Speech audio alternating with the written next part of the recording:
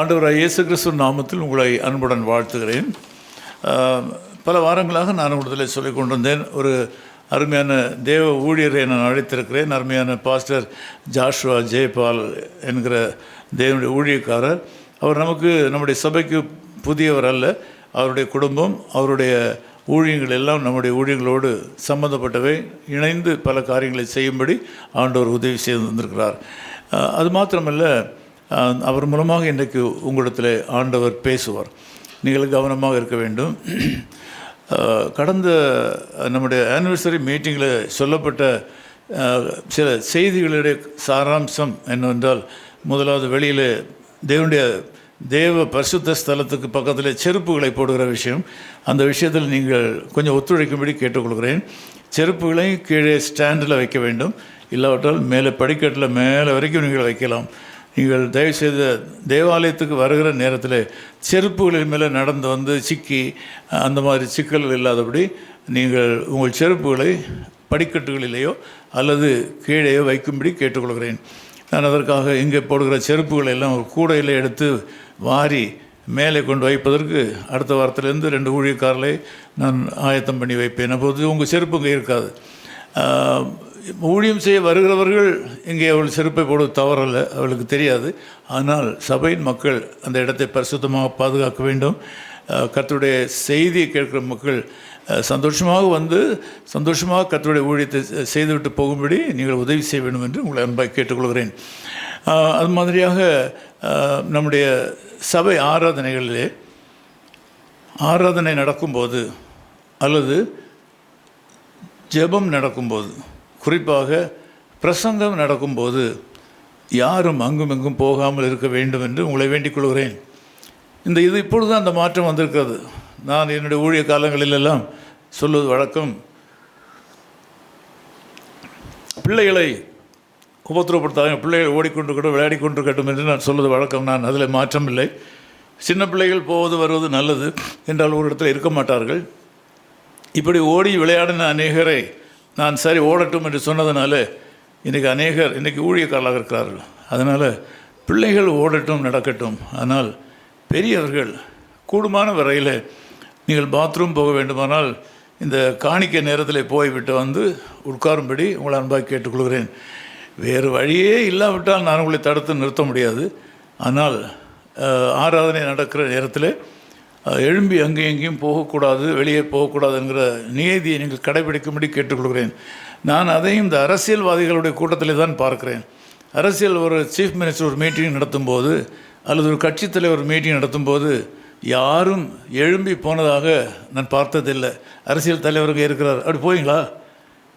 அரசியல் மீட்டிங்கில் இங்கே தீவிரமான அரசியல்வாதி ஒருத்தர் இருக்கிறார் கேட்டுக்கா, மீட்டிங் நடக்கும்போது யாராவது எழும்பி போவீங்களோ? போக மாட்டோம். போனாங்கன்னா தொலைஞ்சாங்க. போனாங்கன்னா அடுத்த தடவை அவங்க எலெக்ஷனில் நிற்க மாட்டாங்க. சீக்கிரமாக அவங்க எங்கேயாவது ஒரு வழியில் மாட்டிக்குவாங்க. நாமும் அதை பின்பற்ற அதற்காக அல்ல, தேவனுடைய சபையில் நாம் வசனத்தை கனம் பண்ண வேண்டும். நீங்கள் எழும்பி போகும்போது பிரசங்கம் பண்ணுறவருடைய மைண்டு டிஸ்ட்ராக்ட் ஆகும். அவருடைய மனது மாத்திரமல்ல, ஆண்டவருடைய மனதே டிஸ்ட்ராக்ட் ஆகும். கூடுமான வரையில் தவிர்க்க முடியாத ஒரு காரணங்களினால் தவிர நீங்கள் இதை ஒரு சடங்காக பழக்கமாக பிரசங்கம் ஆரம்பித்தோடனே வெளியே போகிற பழக்கம், அப்படிப்பட்டவர்கள் நீங்கள் ஆலயத்துக்கு வராமல் இருப்பது நல்லது. என்றால் இது பரிசுத்த அலங்காரத்தோடே கர்த்தரை ஆராதிக்க வேண்டிய ஒரு இடம். இதை பரிசுத்த அலங்காரத்துக்கு இடைஞ்சலாக யாரும் இருக்கக்கூடாது. கண்ணை மூடினோடனே இவர் போயிடுவார், காணிக்க போட்டோடனே வீட்டுக்கு போயிடுவார், இவர் 11 மணிக்கு தான் வருவார், அப்படியெல்லாம் யாரையும் குறித்து நான் என்னுடைய போடுற கணக்குகளை நீங்கள் டிக் அடித்து விடக்கூடாது. அதை நீங்கள் இல்லை என்று ஆக்க வேண்டும். போக மாட்டோம், நாங்கள் இங்கே அப்படி இல்லைன்னா இங்கே வீட்டில் இருங்க, அதனால் தப்பு இல்லை. தேவனுடைய ஆலயத்தில் வந்து தேவனுடைய ஆலயத்தை நாம் அருவருப்பாக்குவது, பரிசுத்த குலைச்சாக்குவது அது நல்லதல்ல. இன்னும் ரொம்ப காலமாக நம்ம ஒழிச்சிட்டு இருக்கிறோம். அதான் இப்போ சொல்கிறேன்னா, இப்போ தான் எனக்கு அநேகர் சொல்லுகிறத கேட்டு தான் எனக்கு நல்லது என்று தோன்றுகிறது. ஆகவே தான் நான் சொல்லுகிறேன், நீங்கள் அதில் ஒத்துழைக்க வேண்டும். வேறு வழியே இல்லாவிட்டால் நீங்கள் போவதை நான் குற்றப்படுத்தவில்லை. ஆனால் வெளியே போவதே ஒரு சடங்காக வைத்துக் கொள்ளக்கூடாது என்று தான் நான் உங்களுக்கு சொல்லுகிறேன். அது மாதிரி லேட்டாக வர்றவங்க எந்த இடம் இருக்கிறதோ அந்த இடத்துல போய் உட்காரணும். சிலருக்கு சில இடம் பிடிக்கும், அந்த இடத்துல தான் பழக்கம், நல்லது, அதுவும் நல்லது தான். நானும் சின்ன வயசில் விசுவாசியாக இருக்குமோ அப்படி தான். ஒரு இடம் எனக்கு இருக்கும், நான் அந்த இடத்தை பிடிப்பதற்காகவே ஓடுவேன். நான் பாஸ்டர் முன்னால் அந்த இடத்துல உட்காருவேன். அந்த இடத்துல உட்காருவதற்காக அந்த முதல் இடம் எனக்கு கிடைக்க வேண்டும் என்பதால் சீக்கிரம் வந்து விடுவது வழக்கம். அப்படி உங்களுக்கு விருப்பமான இடங்கள் வேண்டுமானால் நீங்கள் சீக்கிரமாக வந்து அந்த இடத்துல உட்காரும்படி கேட்டுக்கொள்கிறேன். தாமதமாக வந்ததுக்கு அப்புறமாக சும்மா இருக்கிறவங்களை அங்கே தள்ளு, அங்கே தள்ளு, இங்கே தள்ளு, அங்கே தள்ளு அப்படின்னு சொல்லி அந்த இருக்கிறவர்களை உபத்திரப்படுத்தக்கூடாது என்று நான் உங்களுக்கு தெரிவித்துக் கொள்கிறேன். ஒருவேளை அப்படிப்பட்ட சிலர் எனக்கு காணும். தாமஸ் பிரதர் இன்னும் ஊழியக்காரர்கள் அவர்களை பார்க்கும்போது நீங்கள் சொல்ல வேண்டும், பாஸ்டர் இன்றைக்கு ஒரு பிரசங்கத்தில் உங்களையெல்லாம் சேர்த்து தான் சொன்னார், நீங்கள் லேட்டாக வந்து சும்மா இருக்கிறவங்களை உபத்திரவப்படுத்துக்கிறீங்க, தள்ளு போ அது போ அப்படியெல்லாம் சொல்லுவார்கள். அது எனக்கு கொஞ்சம் கூட விருப்பம், நான் பார்த்து கொண்டே தான் இருக்கிறேன். அதில் ஒரு சிலர் வரவில்லை. அப்படி வந்திருக்கிறவர்கள் நீங்கள் புரிந்து கொள்ள வேண்டும், அப்படி செய்யக்கூடாது. நான் என்னுடைய மாமியார் இருக்கிற காலங்களில் அவங்க ரொம்ப ஸ்ட்ரிக்டாக இருப்பாங்க. முக்காடு போடுற விஷயங்கள், உட்கார்ற விஷயங்கள், பிள்ளைகள் சட்டை போடுற விஷயங்கள் ரொம்ப ஸ்ட்ரிக்டாக இருப்பாங்க. நான் ஒருத்தர் கூட ரொம்ப சீண்டாதீங்க அப்படின்னு சொல்லுவேன், ரொம்ப ரொம்ப தொல்லை கொடுக்காதேன்னு சொல்லுவேன். ஆனால் அவர்களுடைய வயது, அவருடைய அனுபவத்தின் அடிப்படையில் அவர்கள் அதை ஒழுங்குபடுத்துறது நல்லது. இப்பொழுது அப்படி யாரும் இல்லை, ஒழுங்குபடுத்துவதற்கு யாருமே இல்லை. ஆகவே நீங்கள் இந்த காரியங்களை மனதில் வைத்துக்கொள்ள வேண்டும். எக்காரணம் கொண்டும் தேவனுடைய ஆலய ஆராதனைகளிலே, குறிப்பாக ஆராதனை முடிந்ததுக்கு அப்புறமாக ரொம்ப சைலண்ட்டாக, ரொம்ப கேர்ஃபுல்லாக, ரொம்ப கவனமாக பரிசுத்த அலங்காரத்தோடு கர்த்தரை ஆராதிக்க வேண்டும். இது கிளப்போ சொசைட்டியோ அல்ல, இது கிளப் இல்லை, ஏதோ ஜாலியாக வந்து விட்டு போகிற கர்த்தரை ஆராதிக்க வந்திருக்கு. ரொம்ப கஷ்டப்பட்டு ஒருத்தர் வருகிறீர்கள். இங்கே நீங்கள் வருகிற உங்கள் எல்லாரை பற்றி எனக்கு தெரியும். உங்கள் வீடுகளில் நீங்கள் அனுமதி பெற்று வருகிறதில்லை, அனுமதியை தாண்டி வந்திருக்கிறீர்கள், சூழ்நிலைகளை தாண்டி வந்திருக்கிறீர்கள், எவ்வளவோ கஷ்டத்தின் மத்தியில் வந்திருக்கிறீர்கள். நாங்கள் அப்படி வருகிறவர்களை கனம் பண்ண வேண்டும், அவளை மதிக்க வேண்டும். நீங்கள் கஷ்டப்பட்டு வருகிறீர்கள். சிலர் வேப்பம்பட்டிலேருந்து வருகிறார்கள், எத்தனையோ நூற்றுக்கணக்கான ஆலயங்களை தாண்டி வருகிறார்கள், எம்எம்டியிலேருந்து வருகிறார்கள், இந்த பக்கம் செம்மஞ்சேரியிலேருந்து வருகிறார்கள். இவெல்லாம் வழியில் எத்தனையோ சபைகளை தாண்டி இங்கே வருகிறார்கள். நான் அவளுக்கு வணக்கம் சொல்கிறேன், நன்றி என்று சொல்கிறேன். நீங்கள் இந்த ஆலயத்தை கனம் பண்ணி இவ்வளோ தூரம் இந்த சேப்பாக்கத்திலேருந்து இடம்பெயர்ந்து போனதுக்கு அப்புறமா கூட நீங்கள் வருவதற்காக நான் கர்த்தரை ஸ்தோத்திரிக்கிறேன். இன்றைக்கு ஆண்டவர் உங்களிடத்தில் பேசுவார். எத்தனை பேர் ஆண்டவர் பேசணும்னு எதிர்பார்க்குறீங்க? ஒரு நீண்டகால இடைவெளிக்கு பிறகு ஒரு தேவதாசன் வந்திருக்கிறார். நான் அவர்களில் ஒன்றுமே சொல்லவில்லை. ஆண்டவர் உங்களுடைய தேவைகளை அவர் மூலமாக இன்றைக்கு சந்திப்பார். நீங்கள் கவனமாக ஒத்துழைக்கும்படி கேட்டுக்கொள்கிறேன். நீங்கள் ஆராதனை முடிந்ததுக்கு அப்புறமாக குறிப்பாக யாருக்காவது அவர் ஜெபம் பண்ண வேண்டும் என்று விரும்பினால் நீங்கள் வரிசையாக வந்து அப்புறமாக ஜெபம் பண்ணிக்கொள்ளலாம். நான் வழக்கமாக ஒரு சரியான நம்முடைய உபதேசத்திலையும் அபிஷேகத்திலும் உட்படாத ஒருவரையும் நான் இந்த புல்பிட்டில் சேர்க்கிறது இல்லை. ஆனால் அவர் நம்முடைய உபதேசத்துக்கும் நம்முடைய ஊழியத்துடன் இணைந்தவர். அநேக நேரம் அங்கே வந்து பிரசங்கித்திருக்கிறார். அவர் ஒரு நல்ல பரிசுத்தவான் காண்கிறேன். ஆகவே கர்த்தர் அவள் மூலமாக உங்களோடு கூட பேசுவாராக. ஜெபிக்கலாம். பிதாவே, உமக்கு நன்றி செலுத்துகிறோம். இந்த சபை உம்முடைய சரீரம்.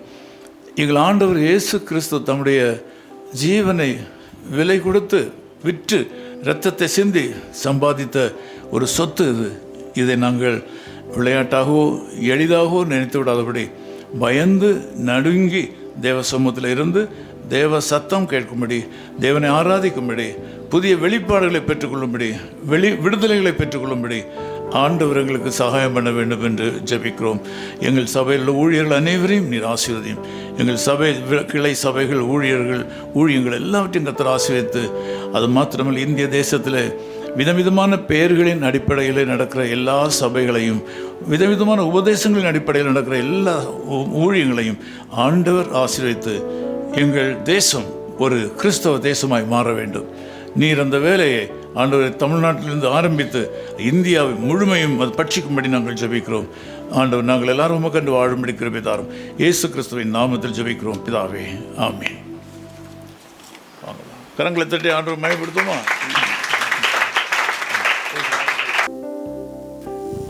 பிரைஸ் லார்ட், பிரைஸ் லார்ட், ஹல்லேலூயா.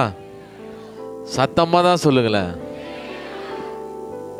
கர்த்தர் நல்லவர், ஒரு கிருபை என்றும் உள்ளது. உங்களை யாவுக்கும் இயேசு கிறிஸ்துவின் தான் நாமத்தில் அன்பின் வாழ்த்துக்களை நான் கொண்டு வருகிறேன்.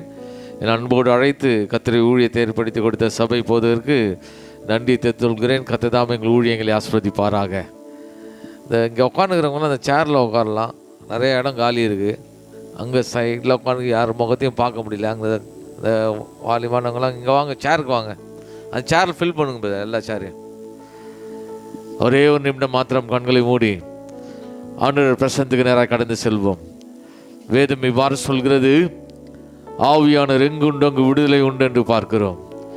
சத்தியத்தை அறிவுகள் சத்தியம் உங்களை விடுதலையாக்கும் என்று பார்க்கிறோம்.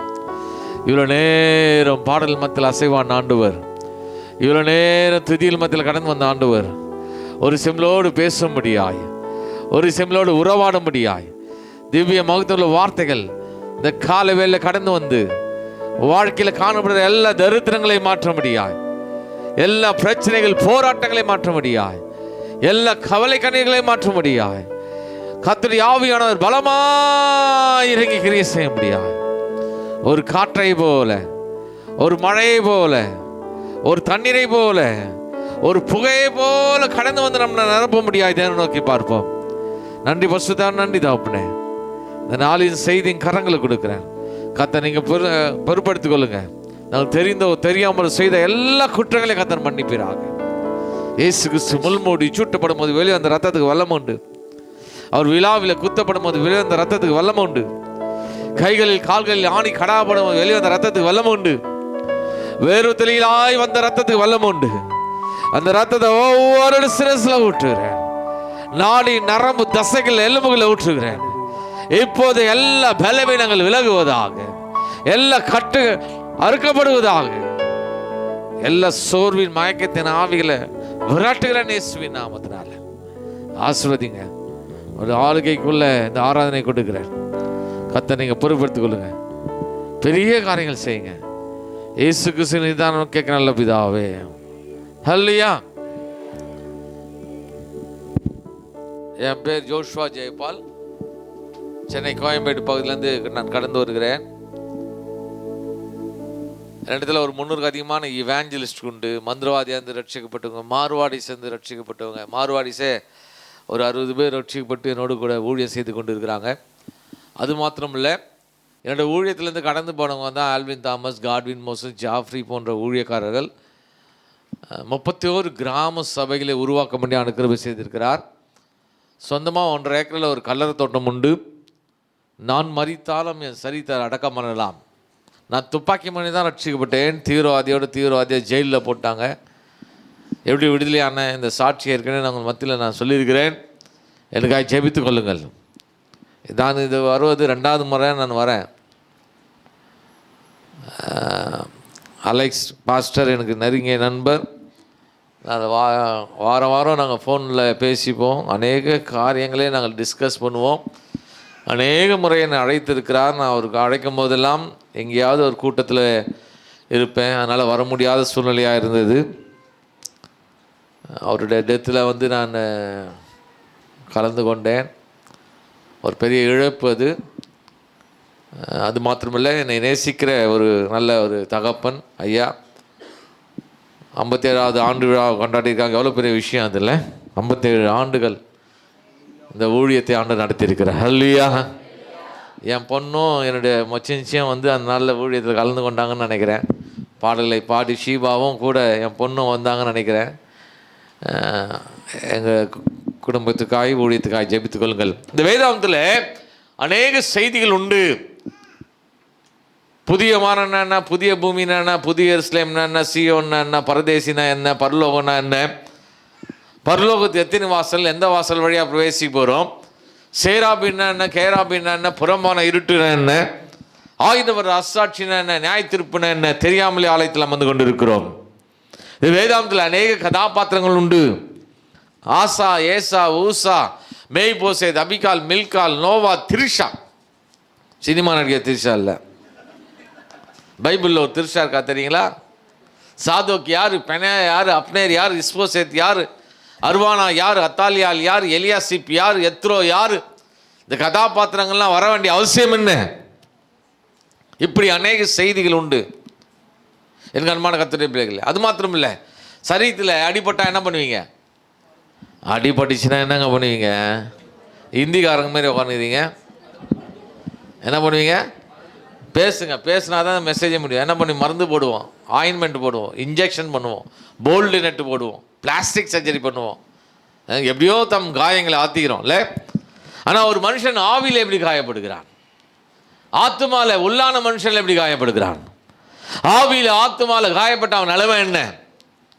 சமுதாயத்தில் அவன் எந்த நிலைமையில் தள்ளப்படுகிறான்? எப்படி அநேக செய்திகள் உண்டு. நான் எங்கேயுமே போய் ஒரு செய்தியை ப்ரிப்பேர் பண்ணிட்டு அங்கே அமர மாட்டேன். அங்கே சீக்கிரமாக வந்துடுவேன். எல்லார் முகத்தையும் பார்ப்பேன். நீங்கள் எத்தனை மணிக்கு வந்தீங்க, எத்தனை மணிக்கு கையெழுத்து போட்டீங்க, இங்கேருந்து இதில் மானிட்டர் வேறு வச்சுருக்காங்க. யார் யார் எங்கெங்கே வந்தீங்க, எங்கெங்கே ஓடினறீங்க, எல்லாத்தையும் பார்த்துனே இருப்பேன். எல்லார் முகத்தையும் பார்ப்பேன். ஆண்டவர் என்ன செய்தி சொல்கிறாரோ அதே மாத்திரம் நான் கொடுத்து விட்டு போகிறது எல்லாம் என் மைண்டில் தான் இருக்கும். இந்த நாளின் செய்திக்கு ஆதாரமாக எடுத்துக்கொண்ட வசனம் அப்போஸ்தலர் 13ஆம் அதிகாரம் 22வது வசனம். அப்போஸ்தலர் 13:22. அப்போஸ்தலர் 13ஆம் அதிகாரம் 22வது வசனத்தை வாசிக்க. பின்பு அவர் சவுல் ராஜாவை தள்ளி தாவீதை அவர்களுக்கு ராஜாவா ஏற்படுத்தி ஈசாயின் குமாரனாகிய தாவீதை என் இருதயத்துக்கு ஏற்றவனாய் கண்டேன், எனக்கு சித்தமானவைகள் எல்லாம் அவன் செய்வான் என்று அவனை குறித்து சாட்சி கொடுத்தார். ஹல்லேலூயா. நல்லா கவனிங்க. ஒரு சாதாரண ஒரு ஆடு மேய்க்கிற ஒரு பையனை பார்த்து, சாதாரண ஒரு ஆடு மேய்க்கிற ஒரு சின்ன பையனை பார்த்து, அந்த சாஸ்திரியம் படைத்தவர், வானாதி வானங்கள் கொள்ளாதவர், 7 நட்சத்திரங்களை கையில் ஏந்த வல்லவர், செங்கடல் 2 பிளந்தவர், யோதானை பின்னாக ஓட செய்தவர், ஒரு சாதாரண ஒரு வாலிபனை பார்த்து, ஒரு சின்ன பையனை பார்த்து சொல்றாரு, ஈசாயின் குமாரனாகிய தாவீதை என் இருதயத்துக்கு ஏற்றவனாய் கண்டேன். ஹல்லேலூயா. என்னைக்கு இந்த கால வேளையில வந்திருக்கிற உங்களை என்னையும் பார்த்து ஆண்டவர் சொல்லுவாரா? சிஸ்டர், என் இருதயத்துக்கு ஏற்றவனாய் கண்டேன், பிரதர், என் இருதயத்துக்கு ஏற்றவனாய் கண்டேன் என்று ஆண்டவர் சொல்வார். ஆனால் நம்ம வாழ்க்கை தரம் எப்படி மாற நினைக்கிறீங்க? சாதாரண ஆடு மேய்த்து கொண்டிருந்தவன் என்னவா மாறிட்டான்? அரசனாக மாறிட்டான். என்னுடைய செய்தி அது அல்ல. எல்லா பிரசங்கியாரும் பிரசங்கம் பண்ணுற செய்தி நல்லா. என்னுடைய செய்தி என்னென்றால், ஈசாயின் குமாரனாகிய தாவீதை என் இருதயத்துக்கு ஏற்றவனாய் கண்டேன், என் சித்தமானவைகள் எல்லாம் செய்வானா செய்தானா? செய்வானா செய்தானாங்க? செய்து முன்னாடியே சொல்கிறாருங்க. ஏதாவது ஒன்று அவன் செஞ்சுட்டு, ஈசாயின் குமாரனாகிய தாவீதே என் இருதயத்துக்கு ஏற்ற நான் கண்டேன், என் மனசுக்கு பிடிச்சதெல்லாம் இவன் தான் செஞ்சுனுக்கிறான், இவன் தான் செஞ்சுனுக்கிறான் அப்படின்னு சொன்னால் கூட பரவாயில்ல, செய்வான். அட்வான்ஸாக சொல்கிறாரு. பாஸ்டர் கூட சொல்வார், நிறைய நேரம் சொல்லுவார்ல, இந்த வேலையை இவங்ககிட்ட கொடுக்காத, ஒழுங்காக செய்ய மாட்டான், இந்த வேலையை இவங்ககிட்ட கொடு, இவன் தான் கரெக்டாக செய்வான். சொல்கிறோமா இல்லையா? சொல்கிறீங்களா இல்லையாங்க?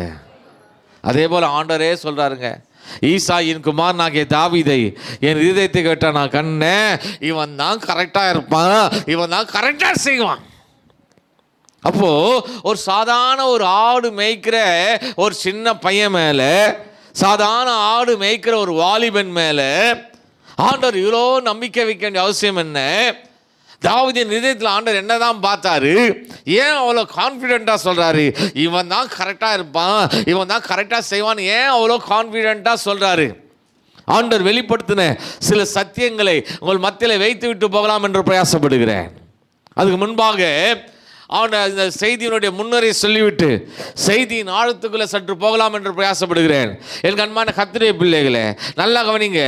சமஸ்த இஸ்ரவேலுக்கு முதலாவது ராஜாவாய் ஆண்டவர் சவுலை ஏற்படுத்தினார். சவுல் ராஜாவோ ஆண்டவருக்கு விரோதமான காரியங்களை செய்தார், ரெண்டகம் செய்தான், பொருளாசக்காரனாக இருந்தான், விக்கிரக ஆராதனை கடந்து போன, அஞ்சனம் பார்க்க குறி கேட்க கடந்து போனதுனால ஆண்டவர் சவுல் ராஜாவை தள்ளும்படியாக தீர்மானித்தார். இதை அறிந்த சாமுவேல் தீர்க்கதரிசியோ சவுல் ராஜாக்காய் பல நாட்கள் துக்கித்து அழுது கொண்டிருந்தான் என்று வேதம் சொல்கிறது.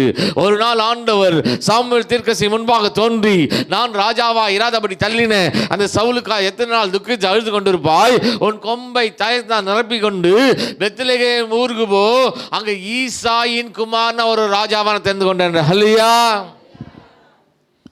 இவர் பயப்படுறாரு. யாரு? சவுல். சாமுவேல் தீர்க்கதரிசி பயப்படுறாரு. இப்போ பலி செலுத்த முடியா போன்றாரு. சரி, பலி செலுத்த முடியா சாமுவேல் தீர்க்கதரிசி போகிறாரு. பெரிய பலி விருந்தை ஈசாயின் வீட்டில் ஏற்படுத்துகிறாங்க. தேசத்தில் இருக்கிற மூப்பரெல்லாம் வரவழைக்கப்படுறாங்க. முதலாவது அண்ணன் எலியா போகிறான், இராணுவ அதிகாரி, சீஃப் கமாண்டோ. சவுலுக்கு ஈக்குவலாக வந்து நிற்கிறான், ஹைட் வெயிட்டாக. இராணுவ அதிகாரி எப்படி இருப்பான்னு நினைக்கிறீங்க? எப்படிங்க இருப்பான்? ஹலோ ஹலோ, எல்லாரும் முகமாக என்னை பார்க்கணும், யாரும் தூங்க மாட்டீங்க, அதுக்கு நான் கேரண்டி. ஆனால் பேசினாலோ அந்த பக்கம் இந்த பக்கம் அசைஞ்சாலோ நான் கேள்வி கேட்பேன், கண்டிப்பாக கேள்வி கேட்பேன். எல்லார் முகமாக என்னை பார்க்கணும். நான் கேட்குற கேள்விக்கு பதில் சொல்லுங்கள். இராணுவ அதிகாரி எப்படிங்க இருப்பான்? ஆமாம், நம்ம ஊர் போலீஸ்கார மாதிரி இருப்பானா? நோஞ்சா மாதிரி இருப்பானா? நல்லா ஹைட் வெயிட்டாக சவுலுக்கு ஈக்குவலாக வந்து நிற்கிறான். அவனோட சரீரத்தை பார்த்து, அவனோட உருவத்தை பார்த்து அவனை செலக்ட் பண்ணுறார் சாமுவேல் தீர்க்கதரிசி. ஆண்டவரோ எலியாப்பை ரிஜெக்ட் பண்ணார். ஹல்லேலூயா. அப்புறம் அபினதாபம். அபினதாபம் ஒரு இராணுவ வீரன், ஒரே ஆள் 20 பேர் அடிக்கக்கூடிய ஆள், நல்ல பராக்கிரமசாலியாக வந்து நிற்கிறான். அவனை உருவத்தை பார்த்து, அவனை சரீரத்தை பார்த்து அவனையும் செலக்ட் பண்ணுறாரு. அவனையும் ஆண்டவர் ரிஜெக்ட் பண்ணார். இன்னொரு அண்ணன் ஷம்மா வரான், தாவீதோட அண்ணன். அவனும் ஒரு இராணுவ அதிகாரி, இராணுவத்தில் இருக்கிற மிக பொறுப்பில் இருக்கிற அதிகாரி. அவனை செலக்ட் பண்ணுறாரு, அவனையும் ஆண்டவர் ரிஜெக்ட் பண்ணுறார். இப்படி அனைத்து குமாரர் கடந்து சென்றால் என்று வேதம் சொல்கிறது. அப்போ சாமுவேல் தீர்க்கதரிசி ஈசாயை பார்த்து கேட்குறாரு, எப்பா அவ்வளோதான் அவன் பிள்ளைங்களான்னு கேட்குறாரு. அப்போ அவர் என்ன சொன்னார்? ஒரு பையன் இருக்கிறான், அவன் என்ன பண்ணுறான்? சத்தமாக சொல்லுங்க. வீட்டில் என்ன நடக்குது? வீட்டில் என்னங்க நடக்குது? ஒரு ஃபங்க்ஷன் நடக்குது. தேசத்தில் இருக்கிற மூப்பர்லாம் வரவழைக்கப்பட்டாங்க. தேசம்னா அப்படின்னா சேப்பாக்கு மாதிரியா இருந்திருக்கோம்? எவ்வளோ பெரிய ஊராக இருந்திருக்கோம்ல? ஒரு சென்னை மாதிரி இருந்திருக்கோம் தேசம்னா. கரெக்டுங்களா? அதுவே சின்னது தான். அது நாட்களில் ஃபோன் இருந்ததா? இப்போ எதுக்கத்தாலும் ஃபோனில் தான். நோட்டீஸ்லாம் வந்து யாரும் வீட்டுக்கெல்லாம் எதுவுமே கொடுக்குறதில்ல, வாட்ஸ்அப்லேயே அனுப்புகிறோம். கல்யாண நோட்டீஸே வாட்ஸ்அப்பில் தான் வருது இப்போலாம் இல்லை? அந்த நாட்களில் யாராவது இறந்துட்டாங்கன்னு வச்சிங்களேன், 4 ஊருக்கு 4 வண்டி அனுப்புவாங்க, 2 வீலரை. போய் சாவு சொல்லிட்டு வா, இது சொல்லிட்டு வா, அங்கே போய் சொல்லிட்டு வான்னு வண்டிங்க அனுப்புவாங்க. இப்போலாம் வாட்ஸ்அப்பில் தான் மெசேஜ் அனுப்புகிறான். போன வாரம் எனக்கு ஒரு இன்விடேஷன் வந்தது, கல்யாண இன்விடேஷன். ஐடிசியில் ஹோட்டலில் கல்யாணம். நோட்டீஸு அனுப்பிட்டு முதல்லலாம் பார்த்தீங்கன்னா பூ, பழம், ஸ்வீட்டு எல்லாம் வச்சு என்ன பண்ணுவான், சுற்றும் நட்போடு வாங்கன்னு சொல்லுவான். கரெக்டுங்களா? ஃப்ரெண்ட்ஸோடு எங்கே வரணுமா? கல்யாணத்துக்கு வரணும். ஆனால் இந்த போன வாரம் அந்த நோட்டீஸில் எப்படி தெரியுமா வந்தது? அந்த ஹோட்டலில் நடக்கிற நோட்டீஸில் கம் ஒன்லி 2%. 2 பேருக்கு மேலே வராதிங்க. ஏன்னா பெரிய ஹோட்டல் அது இல்லை? எதுக்கத்தாலும் வாட்ஸ்அப் தான் இப்போலாம். அந்த நாட்களில் வாட்ஸ்அப்லாம் இருந்திருக்காது. அந்த தேசத்தில் போய் ஒவ்வொருத்தனா போய் இன்வைட் பண்ணியிருப்பாங்க, பெரிய மனுஷங்களை இன்வைட் பண்ணுவாங்க. எங்கள் வீட்டில் ஒரு ஃபங்க்ஷன் நடக்குது வாங்க கூப்பிட்டுருப்பாங்களா இல்லையா? ஒரு 10 நாள் ஆகிருக்குமா? 10 நாளாவது ஆகிருக்கும். கரெக்டுங்களா? இராணுவத்தில் இருக்கிறவங்களாம் லீவ் போட்டு வந்துட்டான். இராணுவத்தில் இருக்கிறவங்க லீவு கிடைக்குமா? லீவ் கிடைக்குமா? கிடைக்காதாங்க. நம்ம ஊர் பால்வாடி ஆயாக்கே லீவு கொடுக்க மாட்டான். எங்கேருந்து இராணுவத்தில் இருக்கிற லீவு கொடுக்குறதுக்கு இல்லை? அவனும் லீவ் போட்டு வந்துட்டான். தேசத்தில் மிகப்பெரிய ஊழியக்காரன், பென்னியினோட பெரிய ஆள் யார்? சாமுவேல் தீர்க்கதரிசி. அவருக்கு மேலே ஊழியக்காரே இல்லை. அவரே வீட்டுக்கு வந்துட்டார். மட்டன் பிரியாணி, சிக்கன் 65 எல்லாம் ரெடி பண்ணிட்டாங்க. ஆனால் யாரை கூப்பிடல? தாவீது இல்லைங்க, பெத்த பையனை கூப்பிடல. நாம் கூட பசங்க ஒழுங்காக படிக்கலைன்னா ஆடு மாடாவது மேய்க்க போடா சொல்கிறோமா இல்லையா? ஆமாம், நான் விசுவாசிக்கிறேன் அந்த ஈசாய் அப்படி தான் சொல்லியிருப்பார். ஆமாங்க, ஒரு பையன் இருக்கிறான், அவன் என்ன பண்ணுறான்? வர சொல்லுன்றார். தூரத்தில் வராரு. யார்? தாவீது. எழுந்து சாமுவேல் தீர்க்கதரிசி எழுந்துட்டார்.